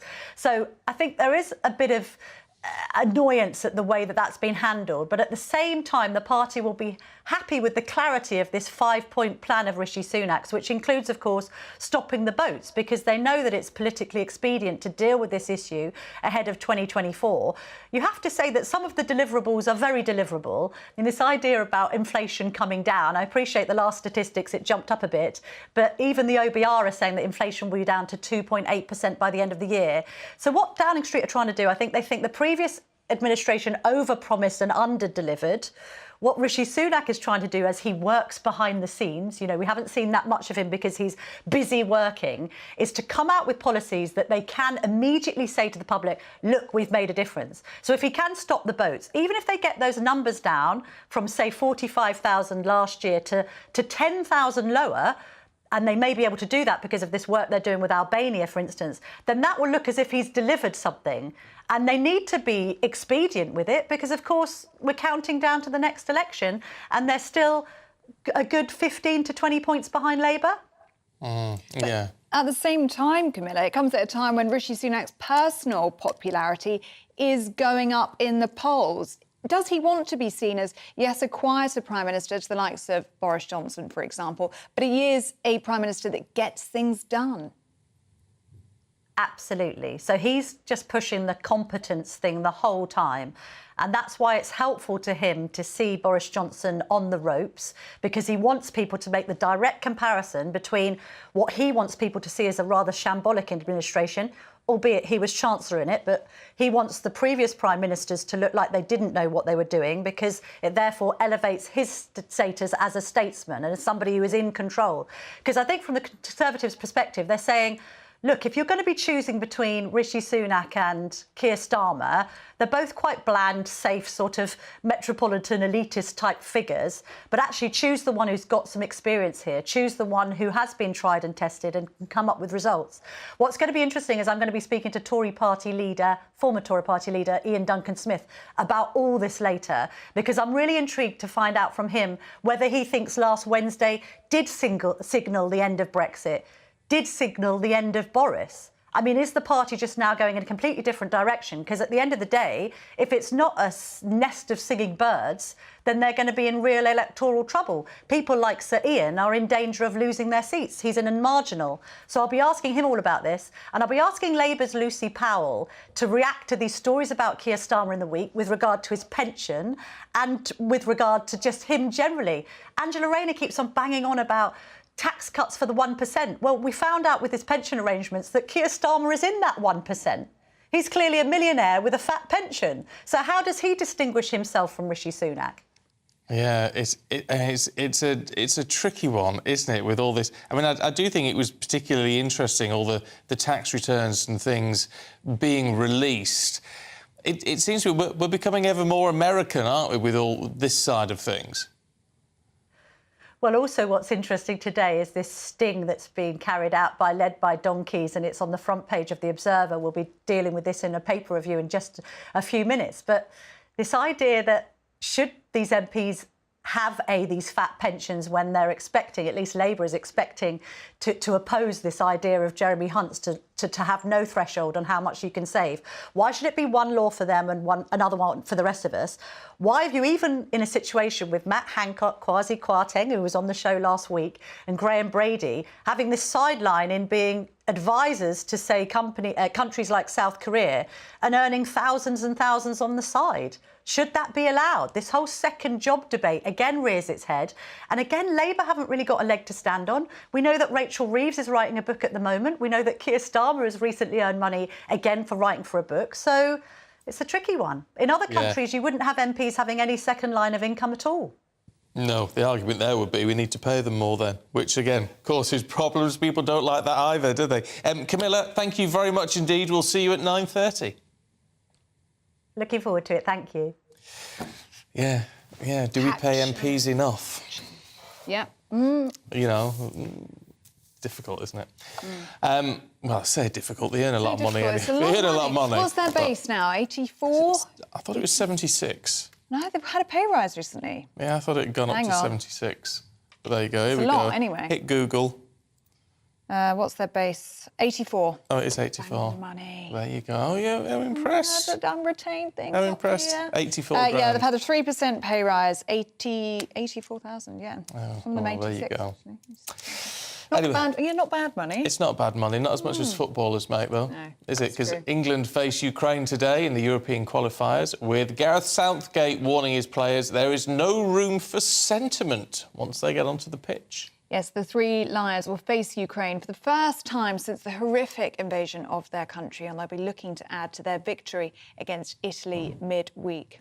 Well, let's head to Wembley, and Paul Hawkins is there for you this morning. I'm sure he's only gone, Paul, because he wants to enjoy the match, really, don't you, Paul? Should be a good one, though.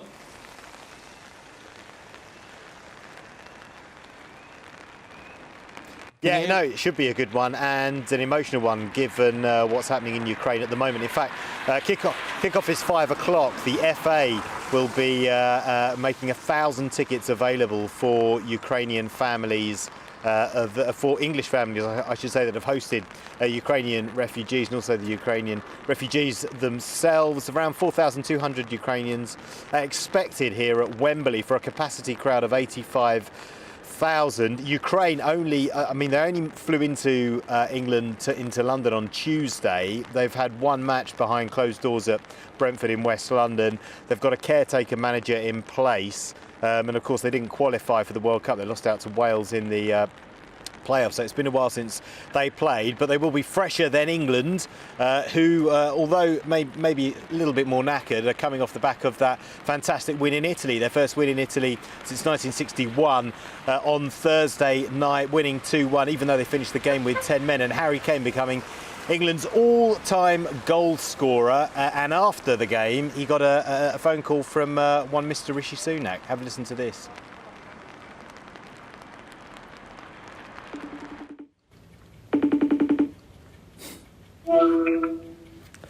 Harry, hi. How are you doing? You okay? I'm very well, thanks. How are you? I'm all good, thank you. I'm all good. A little bit tired still, but I can imagine.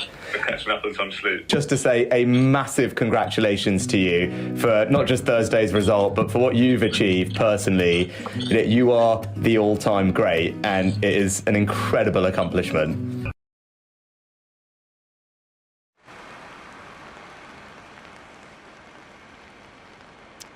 There you go. That's actually the first time I've heard that. It sounds quite funny when he answers the phone and just says, "You're right," just as if it was his mum or something. But yeah, Harry Kane, he's going to be presented with a little something special just before the match to mark that moment on Thursday night, becoming England's all-time goal scorer. England then favourites to win this one, but don't write off the Ukrainians. As I say, they're fresh. Coming into this, having not played during the week. In fact, they haven't played for a while. And they've got the likes of Zinchenko, who plays for Arsenal, used to play for Manchester City, also Muric, who's at Chelsea. So they've got players that can hurt England. If England played like they did in the second half on Thursday night against Italy, and Ukraine bring their A game, then it could be a little bit of a tricky banana skin for England. And let's not forget about Wales either, who Gareth Bale's retired, Joe Allen's retired, Chris Gunter's retired. How are they going to fare against the likes of Croatia in Croatia yesterday? Croatia, who finished third in the World Cup and second in the World Cup before that in 2018. They only went there and won. They only went there and got a last-minute equaliser. So they were heading for a 1-0 defeat, and then Nathan Broadhead getting a last-minute equaliser. So Wales coming away with a point. A good start to the post-Gareth Bale era for them, and Scotland also getting their Euro 2024 campaign off to a good start with a 3-0 win against Cyprus. So decent start for the home nations, but yeah, all eyes here on Wembley for a 5 o'clock kickoff later. Just need the weather to improve.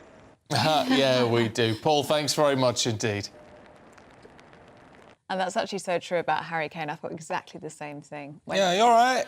You're right, Rishi. Yeah, fine, thanks. Bit tired, you know. Yeah, You're very quite casual. nice, huh? I like that. I like It's a bit normal, cash. isn't he? Normal. Anyway, look, don't go anywhere. Coming up, we've got a great story for you. Yes. We're going to talk to someone who became seriously ill and got PTSD as a result and was feared eating food. So how did they tackle it? They became a baker. We'll tell you more in a minute.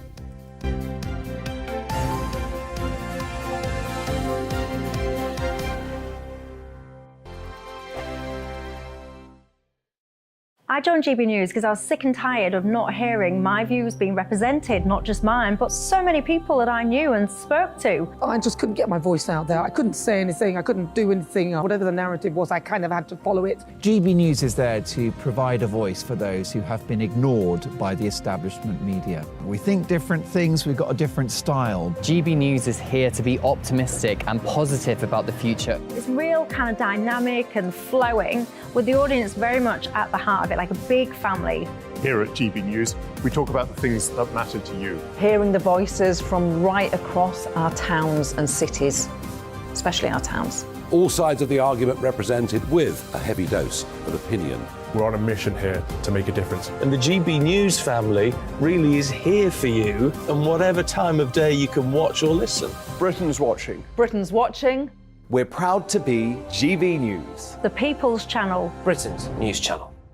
Monday to Thursday, 9 p.m. till 11 p.m. Join me, Dan Wootton. I'll bring you the sharpest takes and hottest debates. Do you not believe in prison? I don't believe in prison. I'm completely stunned. I guarantee you there'll be no spin, no bias, no censorship. I actually was personally quite offended by it.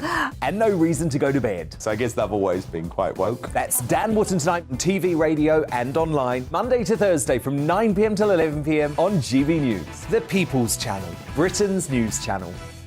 We are GB News, the People's Channel. And right across the United Kingdom. You can find us on Sky Channel 512, Virgin Media Channel 604, Freesat Channel 216, Freeview Channel 236, and YouView Channel 236. You can also take us with you on DAB Plus Radio, with the GB News app and at the website gbnews.uk. We're absolutely everywhere. Come join us on GB News, the People's Channel, Britain's news channel. Start the day with GB News.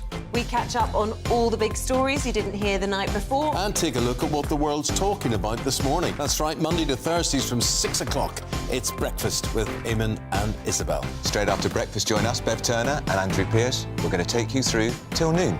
We'll be tackling the big topics of the day, including the things that the other channels just won't talk about. If it's happening here. Wake up to mornings on GB News, the People's Channel. Britain's news channel. New to GB News is the Saturday 5. Join us every Saturday from 8 p.m. as we debate the week's stories, controversies and issues. With us 4, plus a special guest. It's 5 times the opinion, 5 times the debate, and 5 times the fun. The Saturday 5. Saturday nights from 8. Only on GB News, the People's Channel. Britain's news channel. You could wink at the end. I can't Britain's wink. listening.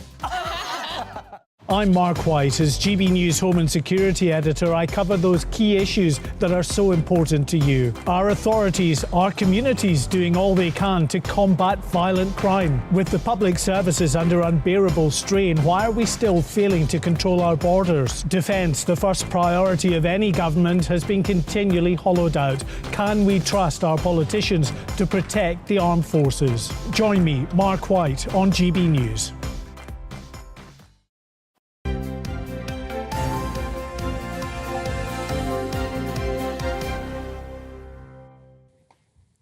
Right, there's the most amazing sight in front of us right now. We're going to explain what's going on there. I'm just shoving a load of insulin in, actually, because for what we're about to do. Because there's a great story, and it's a young man who several years ago contacted me, well, connected with me on LinkedIn. And I've followed him ever since, really, because he had a terrible illness which actually nearly killed him. And left him with a fear of food, a PTSD, because he was ill every time he ate. So he tackled that by, of all things, becoming a baker. And he's gone from strength to strength. And it is a remarkable story. It's Benji's Bonds, and Benjamin Michael is here with us this morning. It is really good to see you after this time. It's the first time we've ever actually met. Talk us through what actually happened to you. Oh, thanks, guys. Well, it's a pleasure to be here this morning. So, yeah, my story really started in the pandemic. Just before the lockdown, I became very gravely ill with digestive problems. My stomach muscles just stopped working, and I was unable to digest food properly. So literally every time I ate, I was either sick or I was in a lot of pain.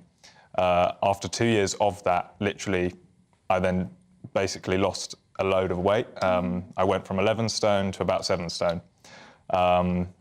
So, yeah, that was a very, very tough time for me. I mean, you were quite close to death at one stage, weren't you? Yeah, I mean, the doctors said to me, like, if you don't start eating, your organs are just going to shut down and you won't wake up. And, you know, I was getting tested so many times for different, you know, various diseases and infections, and nothing was coming up. And I think for me, that was the most stressful part, was that every time I ate, I was ill, and we couldn't find what the problem was, particularly in the pandemic when you couldn't go and see doctors, you couldn't go and get appointments. Of course. So how did that lead to baking and really your cure, not just physically, but mentally as well? Yeah, so, I mean, I'd say probably the darkest time for me was actually after I recovered physically. Mentally then, the stress of, you know, dealing with that led me to have an actual fear of food itself. So, you know, even if someone put a plate of food in front of me, I would break down and have panic attacks. I couldn't even hold food, I couldn't look at it. Because it made you so ill? Yeah, because it made me so ill, so my body would kind of go into fight-on-flight mode. Of course, yeah. I understand that. So I got to the point where it was like, I need to do something about this, and I realised, look, I have the power to beat this. So I started baking at home. And I thought, right, if I can bake it and I can eat it and I'll be okay, then I can get rid of that fear. I went to the States many years ago and they had Cinnabon over there. And I used to eat that every morning for breakfast when I was over there. So I started to bake that at home. It worked. And it worked. Honestly, it did wonders for me. But how then do you go from that? I know people sort of said, oh, we really like this. And you thought, well, maybe I can do, make this commercial.